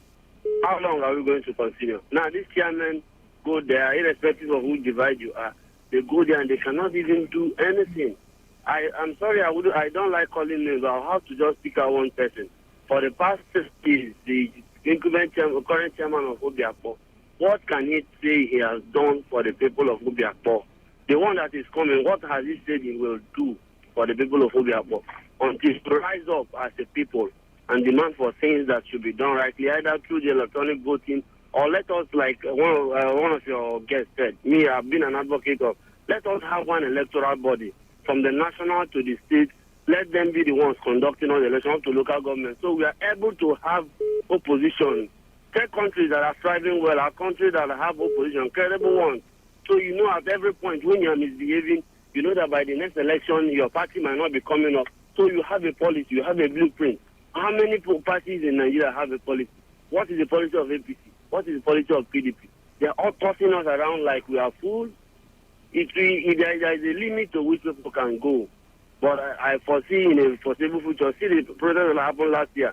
It took time. It was what endured for a very long period of time. And it got to a point when they said, we cannot go anywhere. Like the lepers in the Bible, in Kings, when they said, if we stay at the gate, definitely we'll die. We'll go into the community, we'll die. Why not go to the camp of the enemy? And they went, and at the end of the day, it was peaceful. We will get to that level, and everybody, high and mighty, everybody will be on the ground. Thank you, and have a nice day. Got your position. Thank you very much. Hello, Today 95.1 FM. Good day, Annie. Good day. Good morning. What's your name and where are you calling from? My name is Ngozi calling from Obibo. Ngozi from Obibo. Go ahead. Like what happened on Saturday, it's like they had a meeting. Just, it wasn't intentional anyway. There was nobody that came out to Obibo to vote. But they were very angry that the man locked them down, that he was not to lock them down. That who are they going to vote? Everybody was inside his house or her house was asking. Nobody, no single place came out to vote. Thank you. All right, then. Thank you very much. No single soul, she said, came out to vote. So it was.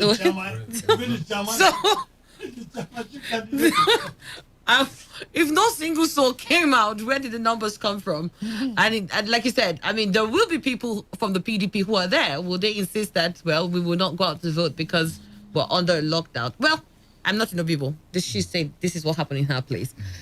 Somebody here says, greetings, Dr. Obedima has spoken the truth for the first time about the PDP in River State. Keep it up. Dan sent that in from Port Harcourt. Well, just send in your thoughts. Send them to 070-1933-9962. Those numbers are for the WhatsApp platform and also the text message platform, 070-1933-9962.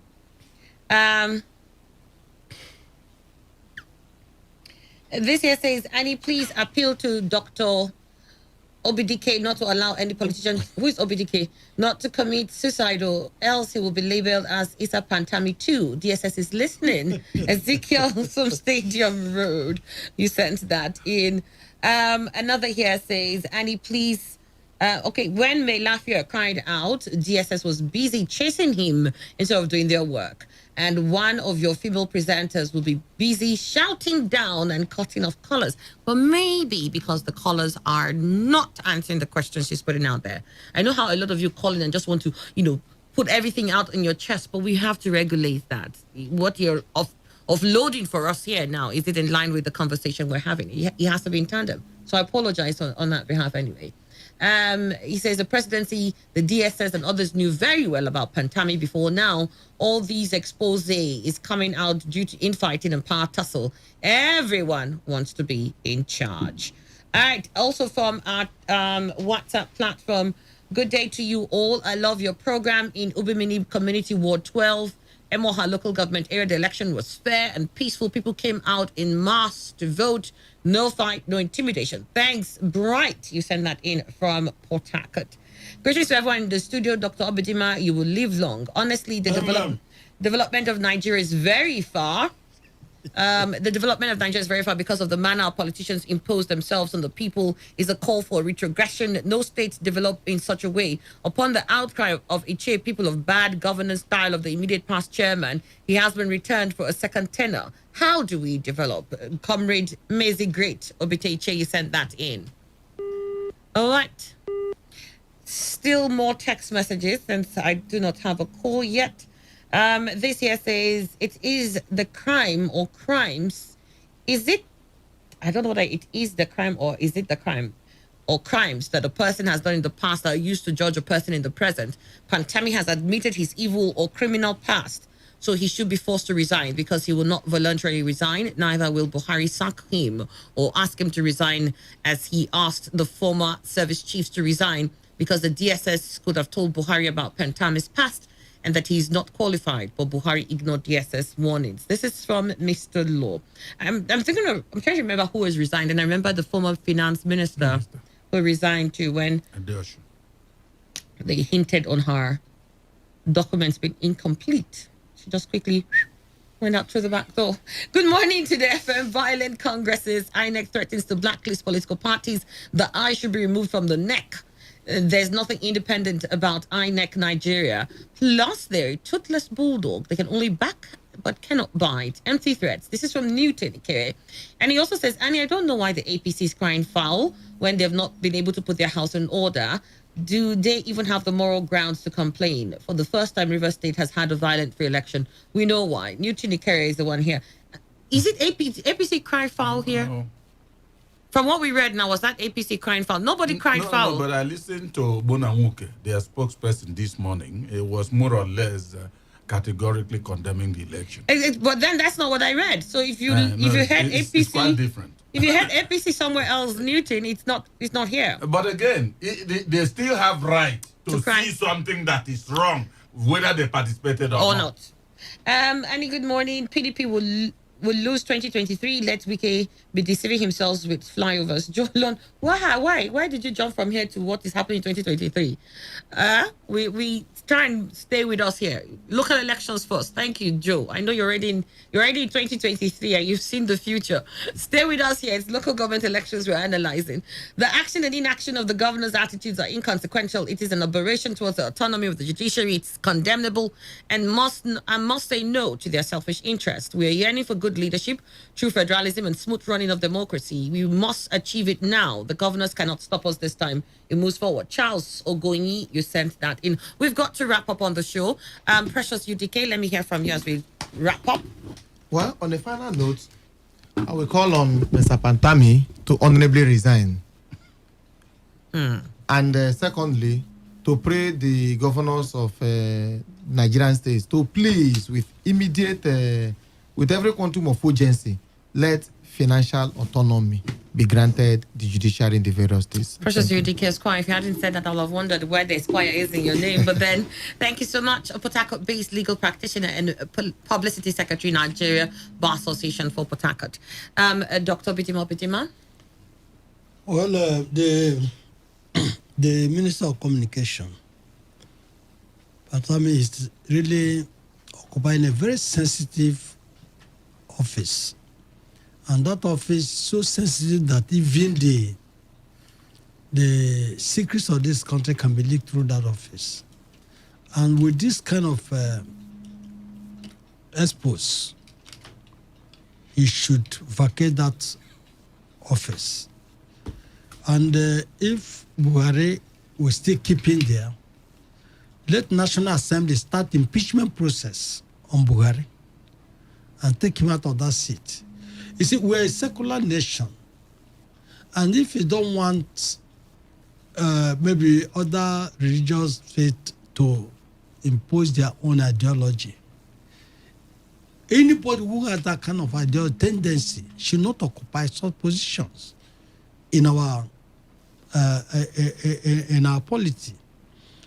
Now, the River State election, local government election that I had, it is not there to. In fact, PDP should not jubilate.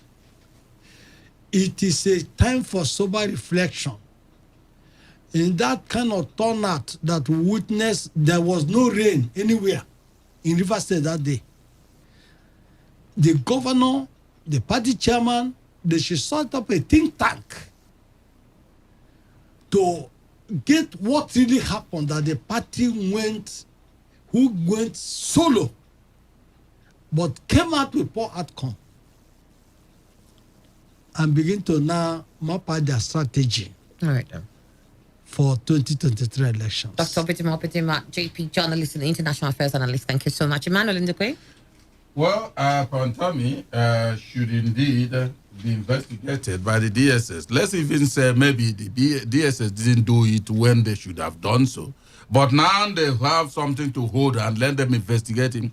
And if there's a dent on him, let him be fired from that position he occupies. All right, this is where we wrap it up. Thank you so much for everybody who was part of the show. Thank you. We'll do this again tomorrow. Do join us. But stay tuned. The Entertainment Extras comes up in just a bit. At the top of the hour, 12 is the world news. The dial must remain here on 95.1 FM.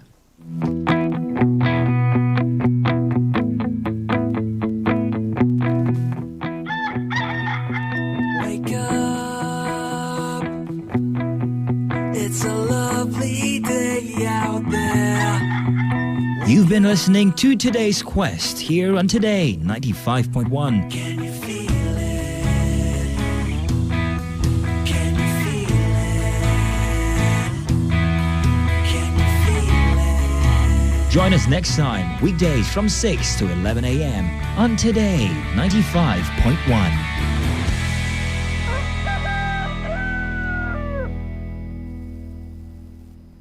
This is Today 95.1 FM, Port Harcourt, voice of the people. Radio has never been this good. Today 95.1 FM, Port Harcourt.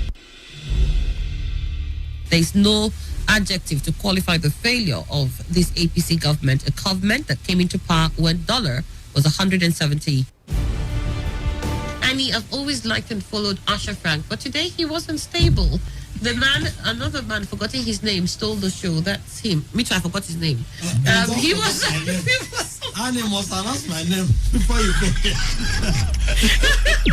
Must announce my name. Where would you rather be? Stay glued to this frequency. Hello and good morning. Here's a news update on Today 95.1 FM. I am Annie Abdel Salam. The House of Representatives has met. Today 95.1 FM. Voice of the people.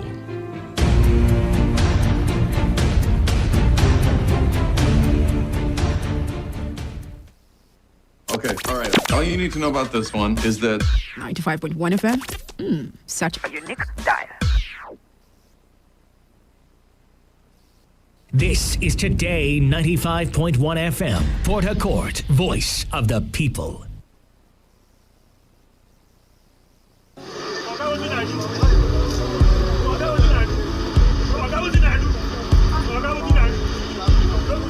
I am a proud Nigerian. I have been placed here by God for a time such as this. At my back, I ain't coming. The degradation, challenges, and problems faced by Nigeria are the perfect backdrop for me to develop and utilize my God-given potential. I will not complain. I will not criticize. Rather, I will use my skills. okay, all right. All you need to know about this one is that 95.1 FM. Such a unique dial.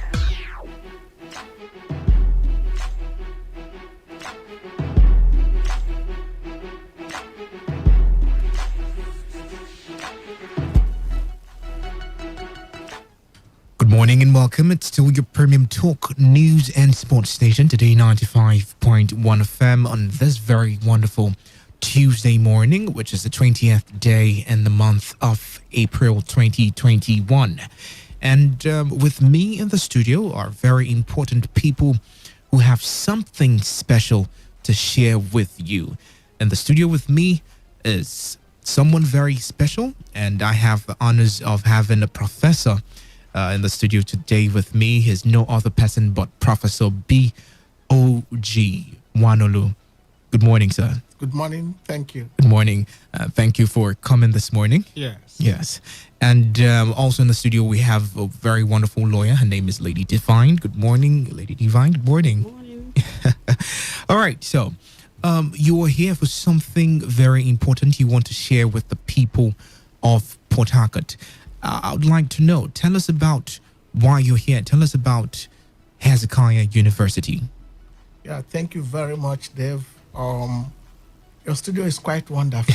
And yes, it is. Your intonation is second to none. I appreciate that. Thank you very much, That's sir. just by the way. Thank you, sir. Hezekiah University is the university of the moment, Okay. the first and only private university situated in Umudi, Nkwere local government of Imo State. Okay. Okay. The university was established in 2015, precisely in the month of April of 2015. The Federal Executive Council, under the leadership of His Excellency Dr. Ebele Goodluck Jonathan, GCFR, gave approval for the establishment of the university. And in May of that same year, the National Universities Commission, under the able leadership of Professor Julius Okoje, OON, a very good friend, licensed the university.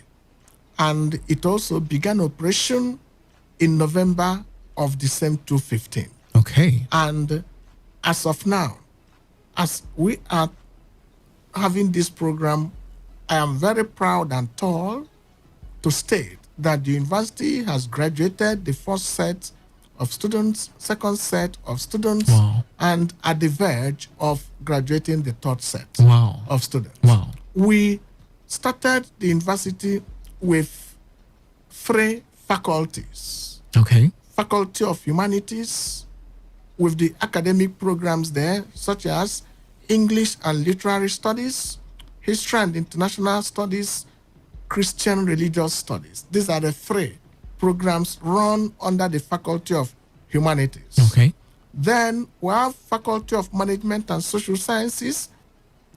The academic programs run therein include business administration, All right. accountancy, marketing, public administration, economics, political science, sociology, and mass communication. Okay. That is that. Then finally, for Faculty of Natural and Applied Sciences, we have academic programs therein such as microbiology, biochemistry, industrial chemistry, physics with electronics, biotechnology and plant science, mathematics, statistics, and so on and so forth. Wow. Including our JUPEB program. Okay. Eskai University is the best university in Nigeria that runs JUPEB. Wow. And their school fees therein is the cheapest as far as JUPEB is concerned. Okay.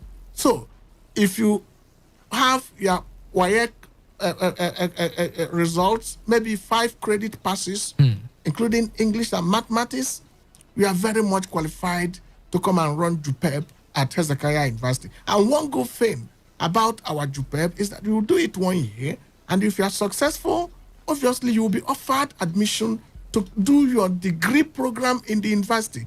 Not only that you're going to start in year 1, no, but you will start in year 2 in form of a direct entry admission. Okay. Remaining 2 years for the person to be a full-fledged graduate. Okay. What an advantage indeed. Okay. So that is a Sky University for you. Yeah. And when you started, you used a certain phrase, the best university right now in this part of the world. Oh, yeah. I would like to ask you a particular question relating to that. What makes Hezekiah University stand out from the vast array of universities we have in Nigeria? Oh, beautiful question indeed. When we mean that Sky University is the university of the moment, we are not joking about it. Okay. We are not even the people that ascribed such a momentous and great, inscriptions or on us. It's not. But seeing they say is believing. We have been doing our very best. First, it was and still remains the first private university in Imo State. Wow. Number 2, the university is saturated with ultra-modern academic and administrative facilities. Okay.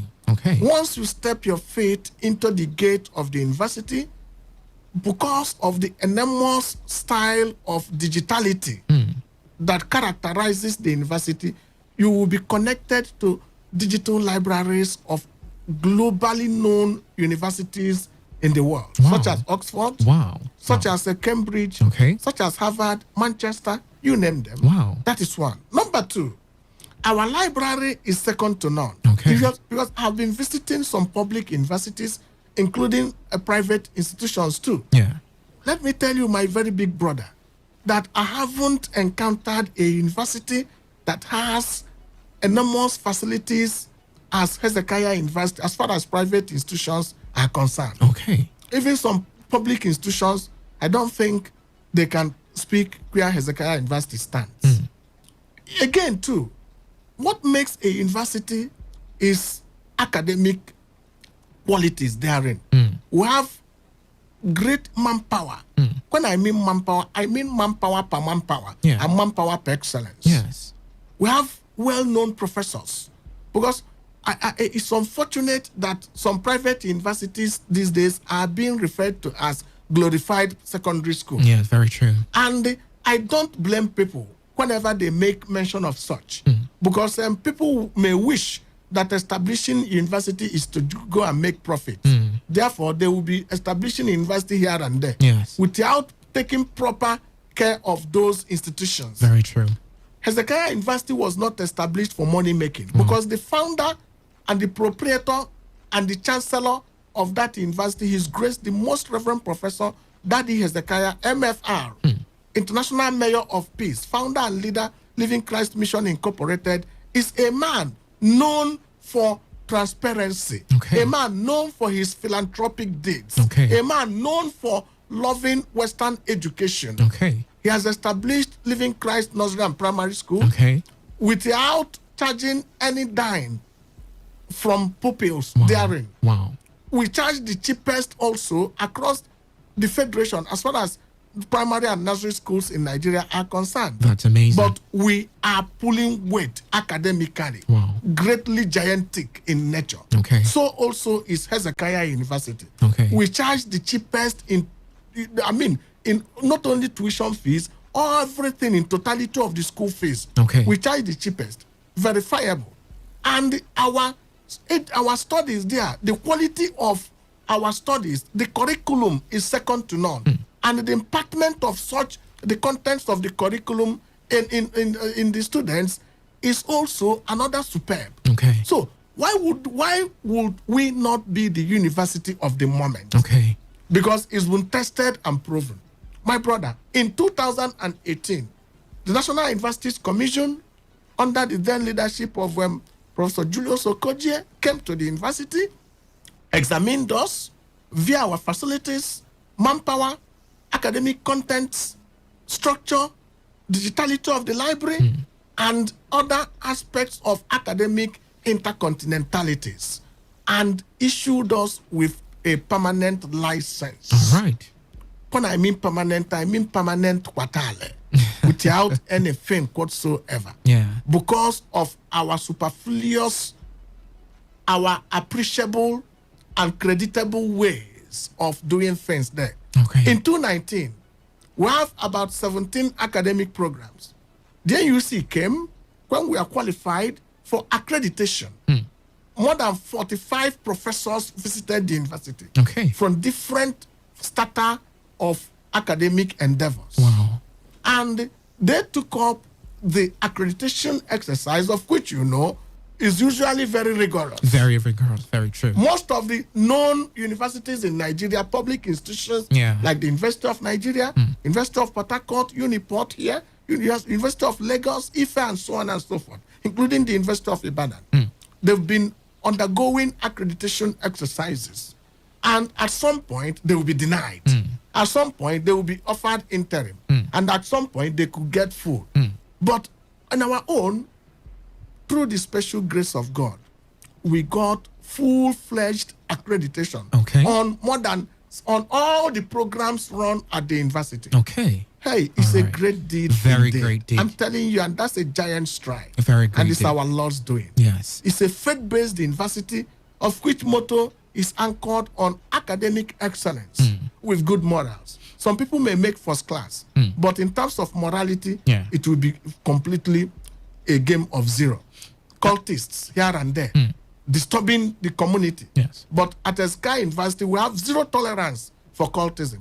I was about coming to that. Oh, good. When you, we know for sure, the saying, graduating with character and learning.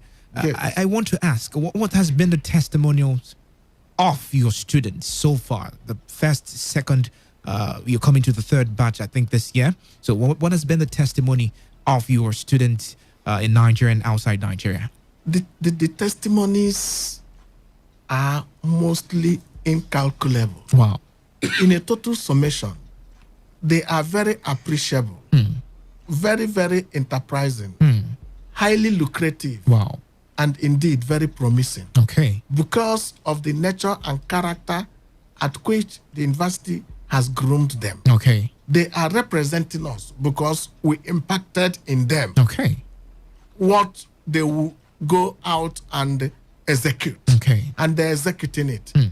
In some academic competitions in the country, we've been winning a lot of accolades. Wow. Wow. Of course, yes. Wow. In terms of computer science. Wow. Do you know that Shell, Mobile, they've been coming there picking our students. Wow. In fact, one of them gained an employment while doing his youth service. Wow. Wow. As I'm speaking with you, Dr. Tochukwu Anyadoba, who is studying currently, who completed his studies in California, United States of America, under the scholarship of Sky University, was once a lecturer there, the Department of Microbiology. Okay. But now he has completed his PhD. Wow. Sky University offered him a scholarship. Wow. He will be coming back to the university. That's we great have news. first-class materials there. Wow. Eminent professors. Wow. Great doctors. People of timbers and calibers. when as far as academia is concerned. Okay. So that is the university. So that we are the university of the moment is not just a Tea Party affair. Yes. We are not saying it for saying sake, but we are saying it because people have come, tested us, observed us, and proven that we are an institution with proven integrity. Admission is on now. Okay, we'll get to that. The factuality is it's you cannot just bit what you've said, because it's obvious to me. Listening to you, I'm already convinced. Great. I'd like to open up the phone lines for people who want to call in and ask personal questions. Good. Find out details from you. Good. The numbers to call in 0817 0000951 or 0810 9510 951, or send your text messages or WhatsApp messages to the number 0701 933 9962. We have a call. 95.1 FM. Good morning and welcome. Yeah. Good morning, sir. Good morning. You're welcome. What's your name and where are you calling from? Okay, my name is Jude. I'm calling from Port Harcourt. All right, Mr. Jude. What's your question? Okay, yeah, please. I want to inquire if somebody wants to do masters. It doesn't have anything. Okay. Okay. Yes, Jude, thank you very much. Our master's degree, postgraduate programs are in the pipeline. We're going to start it any moment from now, and we are running it in line with the NUC's prescription that you would have graduated first, second, and third sets of your students before embarking on postgraduate programs. And I know that in the shortest possible while, we're going to commence postgraduate programs there, and we'll do better. Thank you. All right, thank you so much. 0817 0000951 or 0810 9510 951. Hello, good morning. Good morning and welcome. What's your name and where are you calling from? Hello, good morning. Hello. All right. Okay, you can keep your calls coming in, and you can also send your text messages as regards the conversation we are having now. Professor BOJ is still in the studio with me, and of course other representatives of the University of the Hezekiah University right here in River State, but they're coming all the way from Imo State. So let's hear your thoughts. 95.1 FM. Good morning and welcome. Morning. Good morning. What's your name and where are you calling from? Good morning. Good morning. Go ahead. Hello. Yes, I can hear you. What's your name and where are you calling from? My name is Mike Amadi. Okay. I want to ask a direct question. One, how many professors do we have in the university, and how many awards have they won between their inception and now? Okay. Wonderful question, Mr. Mike. The university has great number of professors. When we mean professors, I mean professors. You know that there are professors and there are professors, politically earned professors, and hard work earned professors. We have a good many of them there. Our vice chancellor, our present vice chancellor, is Professor U.D. Anyang. It's a household name as far as economics is concerned in the whole Africa. Okay. He was one time the deputy vice chancellor, Imo State University. Okay. Our immediate past vice chancellor, who is also a lecturer in the university, is Professor Enoch Ajongwa. When you count professors in international languages and translation in the whole Africa, he is amongst the first three. Okay. We have Professor Obiebulam, we have Professor Akpan, and we have Professor Guzier, a seasoned scholar and dictionary of English language, and so many others. Coming on air here to start naming and mentioning our professors would appear too childish. If he wishes, he may come, seeing they say is believing. And again, admission is ongoing there at the university. And if you really want to be admitted at Hezekiah University, you can go to the university there and pick up admission form via the admissions office there, where Dr. Chiko Bufo is manning. Or you can go to the website of the university, which is www.hezik.edu. edu.hezekiah.edu.ng. Hezekiah is spelled Hezekiah.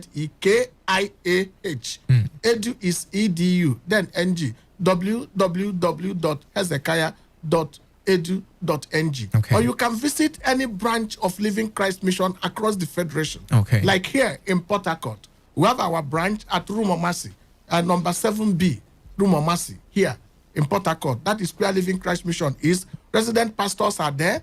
Pastor Blessing Waboso is there. Pastor Mecca Joseph is there.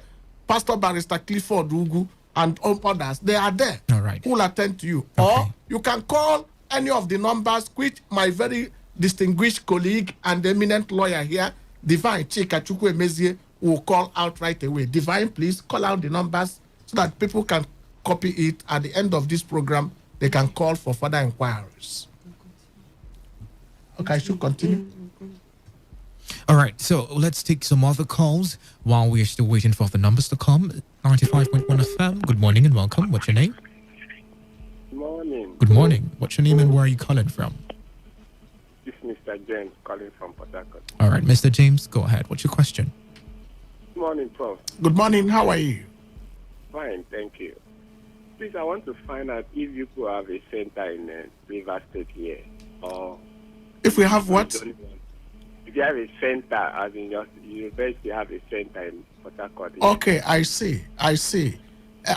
Oh, yes, it was discussed at our Senate meeting of, I think the last but one Senate meeting. It's in the pipeline. Okay. Okay, any moment from now, most of those centers would have been established. Okay, so it's already in the making. Oh, sure. Let's hear the numbers so people can copy and call as quick as possible. Yes. Yes. The first one is 080-3491-2877.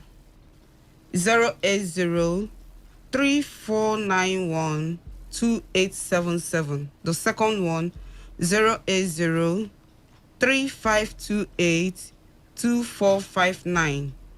080-3528-2459. The last one, 081-6089-2269.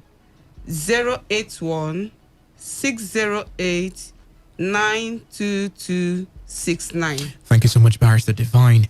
I think we just take one more call and then I'll get your final words before you go. 95.1 FM, good morning and welcome. What's your name and where are you calling from?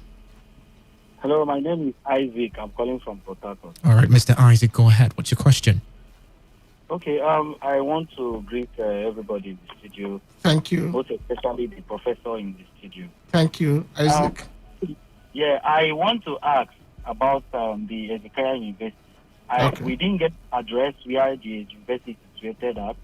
And again, the place, what is the security measure? You know, knowing what is happening in the country right now. Good. Because what is the security measure and how serene is the environment? Good. You know, because it's a private university and most of us would want their children to go to the private university. So, but you need to tell us more about the community or the village or the local government where the university is situated, so that people will know. If it's on the Google map, people will know, in case of any issues. And again, your students, are they living off campus or they are all in the hostel? All right. Good. Yeah, let me quickly respond to that. Number one, the university is located at Umudi, UMUDI, Nkwere local government of Imo State. If you want to visit Hezekiah University from Port Harcourt here, you first of all pick a bus and then to Olu. Olu is quite a known city. From Hezekiah University, from Olu to the university is just about 7 minutes drive. You get there. And Umudi is also known in global map. That was where the NYSC had their national orientation camp before it was politically relocated by what's the name? By Mr. Rocha Okorocha. But it's just by the way. Now, in terms of security, the security of the university is quite fortified. Okay. I may not go further on that because security matters are quite classified. Okay. We don't have any problem there, considering what is happening in the country today. Okay. The serenity of the environment is quite conducive for academic learning, that we've been producing so many first class there who have been representing us, you know, very, very eminently in the labor market. All right. And finally, too, this last question there is living off camp. Living off camp, Yeah. yes. We have, my brother, we have ultra-modern hostel facilities. Okay. Some completed, some are still ongoing, some are at the verge of completion.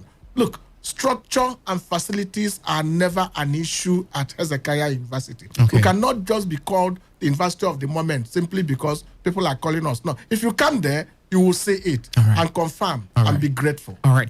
Because of time, we have to end this conversation here. But thank you so much, Professor B.O.J. Wanolu from Hezekiah University. I know most people are already interested, you know, because of this conversation we have had. But subsequently, we'll definitely get to hear from you and answer some other similar questions that will be coming as regards attending and being part of this very wonderful project. Thank you. Thank you so much. Thank you. I thank you so much. I thank you indeed. Thank you so much. Right. Thank you so much, Barrister Divine, and the other representatives that were here with us. Okay, thank you so much. We have been having a conversation with representatives from Hezekiah University in Imo State. We'll do well to have this again another time, but in the meantime, stay tuned. The World News comes up next.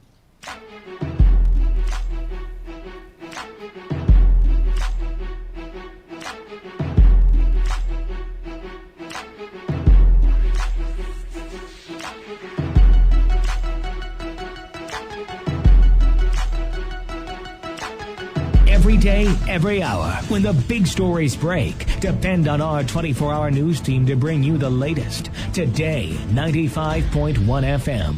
Whether it's happening in Port Harcourt, South, Nigeria, or around the world, we've got you covered. On air, online, delivering balanced news and unbiased analysis. Today, 95.1 FM. This is Today, 95.1 FM, Port Harcourt. News.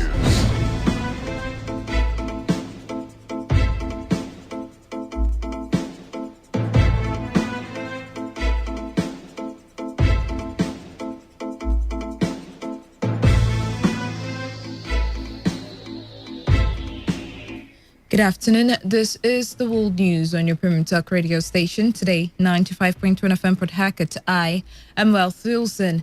The headlines. Governor Nyesom Wike attributes victory of PDP in just concluded local government election to reward for good work. President Muhammadu Buhari holds meeting with Acting Inspector General of Police Usman Baba. Chairman of the Economic and Financial Crimes Commission, Abdul Rashid Bawa, advises Nigerians to embrace fight against corruption. On the foreign scene, former U.S. Vice President Walter Mondale dies aged 93. Now, the detail. Rivers State Governor Nyesom Wike has said the victory of the People's Democratic Party in the just concluded local government elections is a reward of the good works of the party in the state. Governor Wike questioned the contribution of the opposition parties in the areas in which they were vying to be elected for. When he appeared on a live television program monitored from Port Harcourt, the governor said the people had confidence in the PDP for all the projects that was commissioned in the various local government areas, adding that the party carried out campaign and sensitization in all the wards in the state. He also boasted that no political party can win the PDP in any election in the state. Why did they campaign? You saw PDP candidates moving from one ward, 319 wards. Show me why we should vote for you. I will have on record why they should vote for PDP candidates. Why would they vote for PDP candidates? We have done this in this local government. We have provided this in this local government. We have provided this in this local government. So they have confidence in that part. You mean I will go to local government by local government to commission project and then they will not reward you? Yeah, your party. You tell me how? How does it work? It is the projects. Show me what you've done for our people. For you to convince. So that's why, let me tell you why APC couldn't have. Can any party win PDP in River State? We have a report card to show. This is our report card. Meanwhile, the Rivers State Governor Nyesom Wike has accused the federal government of unwillingness to collaborate with the state. The governor made the accusation when he received the Ministry of State for Mines and Steels, Uche Oga, at the Government House in Port Harcourt. Governor Wike attributed what he alleged the federal government was doing to politics. You have read the issue of collaboration with the federal government. But you know the truth. The federal government will not agree to collaborate with Rivers State because of politics. You see, when politics is brought in everything we do, then you are likely not to achieve what you intend to achieve. I wish, with your ideas, with your open mind, that the government will accept what you're saying. But I do know, if you go back now and tell Mr. President that Rivers State is willing to collaborate, or you make a memo, that memo will not see the light of the day, simply because it's a Rivers State. So I know very well that that's not the way it's supposed to be. Speaking earlier, the Minister of State for Mines and Steel stressed the need for state and federal government to collaborate in harnessing the natural resources in Nigeria. When we got to the office, we looked at the relationship between the states and the federal government. We found that it's not that cordial. There's the need for synergy. There's the need for collaboration for the state and the federal government to work together for the harnessing of the immense minerals that the country possesses. And we believe that it's of essence that I tour the entire state in the country to appeal and speak with the governors, see how we can work together for us to harmonize this relationship and harness the potential. But Nigeria is blessed with over 44 minerals, which is what is unprecedented in the history of nations. In the meantime, Rivers State Governor Nyesom Wike has proposed the state government should be allowed to develop and operate their respective minerals and pay royalty to the federal government. Governor Wike said this has become relevant because the federal government, which single-handedly controls the country's rich mineral endowment, has failed to translate the mineral wealth into overall economic development. The governor maintained that in order for the country to benefit from its vast mineral endowment, the federal government should concentrate on formulation of policies that will facilitate an improvement in the governance of the mining sector to improve social welfare of the citizens. Rivers State Governor Nyesom Wike has described as useless the protest embarked upon by members of the Judiciary Staff Union of Nigeria and Nigeria Bar Association in the state. Our correspondent to Chindo Jawa reports that Governor Wike, who addressed the protesting NBA members, claimed that the state government have been implementing the financial autonomy for the judiciary and do not see any reason for the members of JUSN and NBA to embark on a strike. Wike also accused the NBA for not protesting when the previous administration shut down the court for a year. The governor also threatened to withdraw the financial autonomy for the judiciary in the state if judiciary workers do not call off their strike. Please tell Johnson to open the courts because we're implementing the financial autonomy. They should open the courts. They should open the court for us. Don't say that other states are not implementing, therefore you go and strive for solidarity. What solidarity? What is solidarity? We're implementing. If we're not implementing, then they have a right to go on strike. But if one state is not implementing, other states are not implementing, you say you are going on strike for solidarity. It doesn't make any sense. So except I will withdraw the implementation. Yes, so that they can go on strike. But I cannot be implementing, then you're going on strike. Does it make sense? So please tell Johnson that I said they should come back to work. If they don't come back to work, me too, I'll stop implementing the financial autonomy so that the strike will be justified.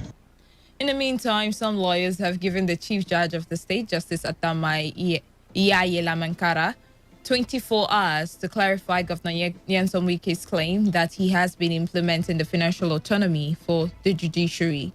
The chairman of the Eastern Bar Forum, Soyepri Long Williams, who spoke to newsmen in reaction to the governor's position, said they are willing to interface with judiciary staff to end its 3-week-old strike if the chief judge will come out plain on the issue. Members of the Rivers State branch of the Nigeria Bar Association had joined members of Judiciary Staff Union of Nigeria to demand for financial autonomy for the judiciary.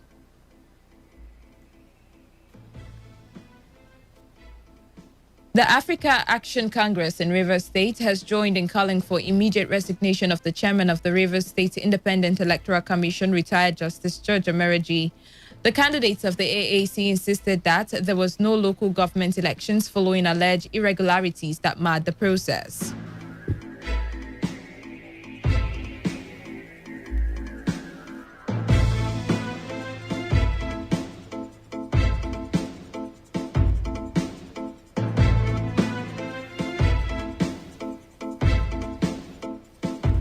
The chairmanship candidate of the AAC in Obiakwa local government area, Darlington Ejeku, who spoke with our correspondents, insisted that the party is not satisfied with the outcome of the election of the just concluded election. Ejeku alleged that retired Justice Omereji has destroyed the electoral process in the state, just as he said members of the ruling party, security agencies, hijacked the electoral materials from the election venues. Also, some councillorship candidates, including the leader of the party in the state, also called for the cancellation of the local government election. Stakeholders are calling for improved technological farming methods as means of solving herders-farmers conflicts across the country. This was made known in a roundtable discussion on the solution to the incessant crisis between farmers and herders. Speaking during the event, a professor in the Department of Philosophy in the University of Port Harcourt, Andrew Efemini, blamed the persistent crisis on bad politics by various leaders across the country. Artificial in the sense that you can find a solution to it within contemporary farming methods globally. For example, cattle are no longer moved around in any civilized society, and cattle are treated almost like human beings. Even stories, buildings, comfort, the ranches are modern, and people work there are actually graduates of animal husbandry, not our brothers who we have condemned to following cattle, and then they become angry, and then we abuse them, and then we fight them, they fight us, we kill each other. So first of all, we need to appreciate that thing needs to end, and it is in Nigerian state that we end it. I understand why they are angry, why they are violent, but people are not understand why they are violent. They are violent because we have condemned them to subhuman living, passing through the bush all their life. Then when it comes to agriculture, the subsistence farming needs to end. Agriculture today is mechanized. I'm glad that Nigeria is trying to go back to cotton production. Cotton production alone can generate substantial foreign exchange earning for this country. On his part, Arachuko Ogbonna called on federal government to create a commission that will compensate those that have been affected by the farmer herders crisis. There must be effort to adopt a system of cattle rearing, provide that grazing of cattle should be open, should be prohibited completely. There shouldn't be movement of cattle from one point to the other. All the industrialized nations in Europe and North America, they all rear cattle, but we don't hear conflict between people who graze cattle and people who farm on land. So modern technology should be adopted in doing so. There must be effort to set up a committee, a commission, a mechanism to compensate those who have lost their life, who have lost properties, and who have suffered at both ends as a result of this conflict. That is very, very fundamental. Because a lot of people are not happy, a lot of people are feeling bad. There must be compensation made to such people. There must be input, there must be effort to modernize agricultural processes in the country. The Independent National Electoral Commission has said it will blacklist political parties unable to conduct peaceful congresses and primaries. In a statement signed by INEC spokesman Festus Okoye, INEC said it might not acknowledge the result of violent congresses if the trend continues. Okoye said the commission may also withdraw its staff from monitoring such violent political party meetings with the resultant non-recognition of their outcomes. The leadership of Ohaneze Ndigbo has declared that the majority of Igbos want to remain in Nigeria as against the few who want to secede. The president of Ohaneze Ndigbo, Professor George Obiazo, made the declaration on a live television program. Obiazo, while responding to questions on agitations of some Igbo people who are pushing for secession, said an average Igbo man loves bigger spaces where he can live and do his businesses. Professor Obiazo further noted that the solution to the problem of Nigeria remains in the report of the National Conference that was held in 2014. You are listening to the World News on Today 95.1 FM, Voice of the People. After the break, more news, foreign and sports stories. So stay tuned. Every day, every hour, when the big stories break, depend on our 24-hour news team to bring you the latest. Today, 95.1 FM. This is Today, 95.1 FM, Port Harcourt. News. Welcome back. 13 minutes gone past 12 o'clock, and you are still tuned to Today 95.1 FM World News. Still on the news, President Muhammadu Buhari has held a meeting in Abuja with the Acting Inspector General of Police, Usman Baba. It is the first time President Buhari will meet Baba since he was decorated as the new IGP. Baba was appointed as IGP to replace Mohammed Adamu in April 6, while the president was in London for a routine medical checkup. After the meeting with the IGP, who expressed concern over the recent attacks on stations across the country, said the morale of officers has been negatively affected as a result of such attacks, noting that police needs improved logistics and better welfare packages. The IGP also assured that efforts were being made to ensure that the situation was adequately addressed to improve security and also motivate officers to discharge their duties professionally. The executive chairman of the Economic and Financial Crimes Commission, Abdurrashid Bawa, has advised Nigerians to embrace the fight against corruption because the commission cannot win the war alone. Bawa said this when he received members of a civil society organization, Civil Society Coalition for Transparency and Good Governance, at the commission's headquarters in Abuja. Bawa gave the assurance that the EFCC will partner with civil society organizations to ensure that the mandate of the commission and what it stands for, which is ensuring good governance, was imbibed and the country rid of corruption. The Nigerian Governors Forum has said it will ensure the implementation of financial autonomy for state legislative and judiciary institutions by May 2021. Chairman of the NGF, Kayode Fayemi, gave the assurance after a meeting with the Chief of Staff to the President, Professor Ibrahim Gambari, at the State House in Abuja. Fayemi maintained that the Governors Forum has never been opposed to the issue of financial autonomy and that the governors, the Speaker, and judges are on the same page. He further disclosed that after a meeting with the Solicitor General of the Federation, the representative of the judiciary, the representatives of the Conference of Speakers and House of Representatives, an agreement has been reached, thus reiterating that Nigerians can expect implementation of the agreement no later than May. The NGF's comment come few hours after members of the Nigerian Bar Association staged a peaceful march at the National Assembly in solidarity with judiciary workers who are protesting in favor of financial autonomy in the country. Gunmen numbering about 20 have attacked the Zonal Police Headquarters, Zone 13, Ukpo, Anambra State. The gunmen razed some officers and scores of vehicles during the attack, which was carried out in the early hours of today. A police officer who pleaded anonymity said the hoodlums were rebuffed from getting into the armory department of the place. Reacting to the incident, the Minister of Police Affairs, Mohammed Dingyadi, commended men of the Nigerian police force for repelling the attack. Dingyadi also said he has directed an intelligence-led kinetic operation to neutralize perpetrators of violence in the southeast.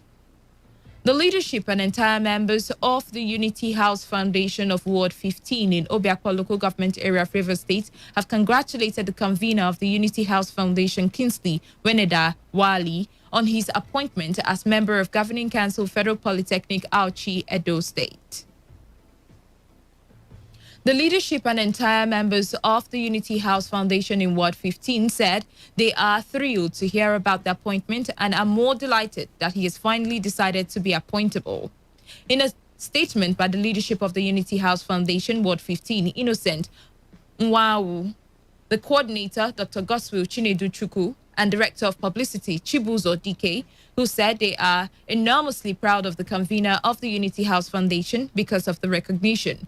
They further thanked President Muhammadu Buhari and their overall leader, Rotimi Amechi, for nominating Weneda Wali for the appointment, expressing optimism that the appointment is a sign of many more appointments and recognition of Ward 15 in the near future. According to the statement, the leadership and entire members of the Unity House Foundation in Ward 15 in Obiakwa pledged their unalloyed loyalty to Weneda Wali, the Minister of Transportation, Rotimi Amechi, the President of the Federation, President Muhammadu Buhari, and to the All Progressives Congress. On the foreign scene, former U.S. President Walter Mondale has died in Minneapolis, aged 93. His death was announced by his family. Mondale was Jimmy Carter's running mate for his winning 1976 presidential bid and defeat 4 years later. Mondale lost heavily to Ronald Reagan in the 1984 presidential election, securing only his home state of Minnesota and Washington, D.C. Now to end the news, here is a summary of the major stories. Governor Nyesom Wike has attributed the victory of the PDP in the just concluded local government election to reward for the good work of the party in the state. President Muhammadu Buhari has held a meeting with the Acting Inspector General of Police, Usman Baba. The chairman of the Economic and Financial Crimes Commission, Abdurrashid Bawa, has advised Nigerians to embrace the fight against corruption.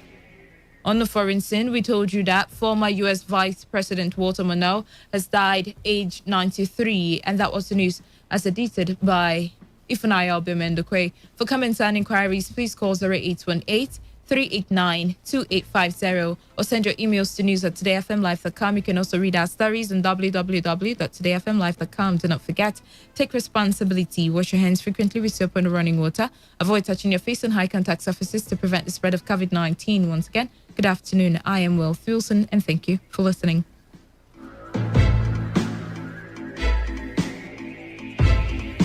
Today's news, today's entertainment, today's sports, today's issues. Today on Today 95.1 FM, Port Harcourt.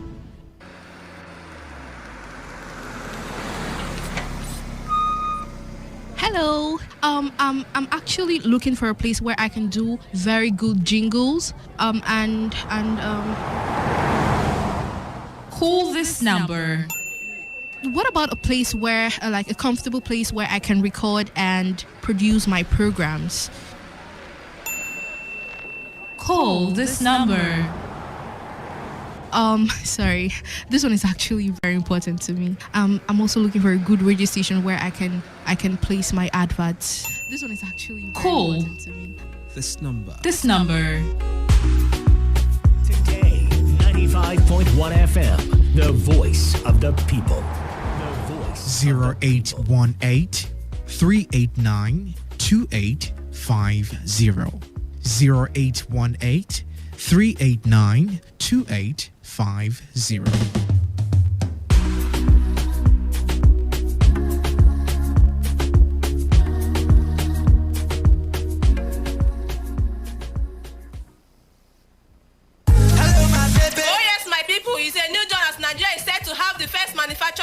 Waiting there for Ipoland, don't land for Nigeria. Waiting the sweet people be sent for Port Harcourt here. You say waiting. Bond headquarters. We're there for 3 share location opposite Ebonyi Junction, Rumola, Port Harcourt. 3 share location opposite Ebonyi Junction, Rumola, Port Harcourt. Where they go sell to people where they buy one, like say they buy plenty. That means phone don't cheap well oh. Bio, tell me something. Yes, so no more distributors price, no more dealers price. Buy them for the price where it's supposed to be. Remember, sir, these 4 headquarters, they one for each country. Anything where concern phone no matter. Now waiting with the do. You go fit buy any phone for credit. Swap your old phone to new phone. Do phone insurance. Remember, anything where concern phone no matter. Now waiting phone headquarters carry enter Port Harcourt. Any phone where you buy, you go get customized gift. Our phone number na 090-4484-1366. 090-4484-1366. Oh, the spotlight is not for me. I close my eyes and imagine I'm home. I miss the days when life was simple. What if I never tried to follow that rainbow in search of the pot of gold? There's some mother out there right now, about to have the next LeBron, searching for a pot of gold like a leprechaun. They say death comes in threes, who's next in line? And I just lost a best friend for the 2nd time. Now I'm on the quest to find peace. Still gotta carry my peace and Suwu when it's reppin' time. Yeah, I don't understand, I'm misunderstood. Give Interscope 2 more albums, then I'm done for good. Sold 10 million records, ain't lead the hood. It's a cold world, everybody need a hood. And everybody doing time, stay headstrong. You still got a chance to live, even though you dead wrong. Light is not for me. I close my eyes and imagine I'm home. I miss the days when life was simple. But if I never tried to follow that rainbow in search of the pot of gold, in search of the pot of gold. Sometimes I try to do good, but I just can't be. It's hard to get myself to do things that ain't me. and y'all should thank me. But my haters busy trying to send me home early, but you can't New Orleans saint me. I ain't a saint, B. I ain't a god, y'all. I ain't an angel neither, but I try hard, y'all. I'm lighting up for all my soldiers at war as I sit back and watch the ashes on my cigar fall. Wayne just came home and tipped back on the yard, dog. Guess Pujols ain't the only one playing hardball. Light is not for me. I close my eyes and imagine I'm home. I miss the days when life was simple. But if I never tried to follow that rainbow in search of the pot of gold, in search of the pot of gold.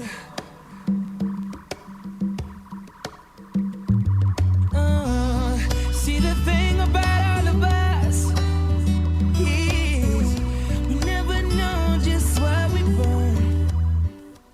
Oh, the spotlight is not for me. No, it ain't. I close my eyes and imagine I'm home. I miss the days when life was simple. Yeah, but if I never tried to follow that rainbow, search for the pot of gold. Yeah, and search for the pot of gold.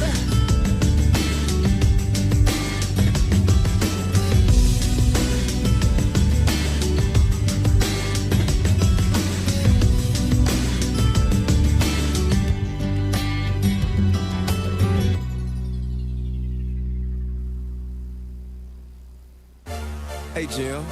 You know them old sugar daddy. They be tricking, they tell them girls. I said you can have whatever you like. I said you can have whatever you like. Yeah, stacks on deck, Patron on ice, and we can pop bottles all night, baby. You can have whatever you like. I said you can have whatever you like. Yeah, late night sex so wet and so tight. I get.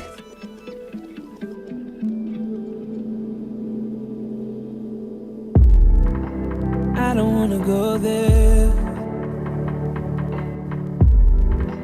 We should never go there. Damn. Why you wanna go there? I guess I gotta go there.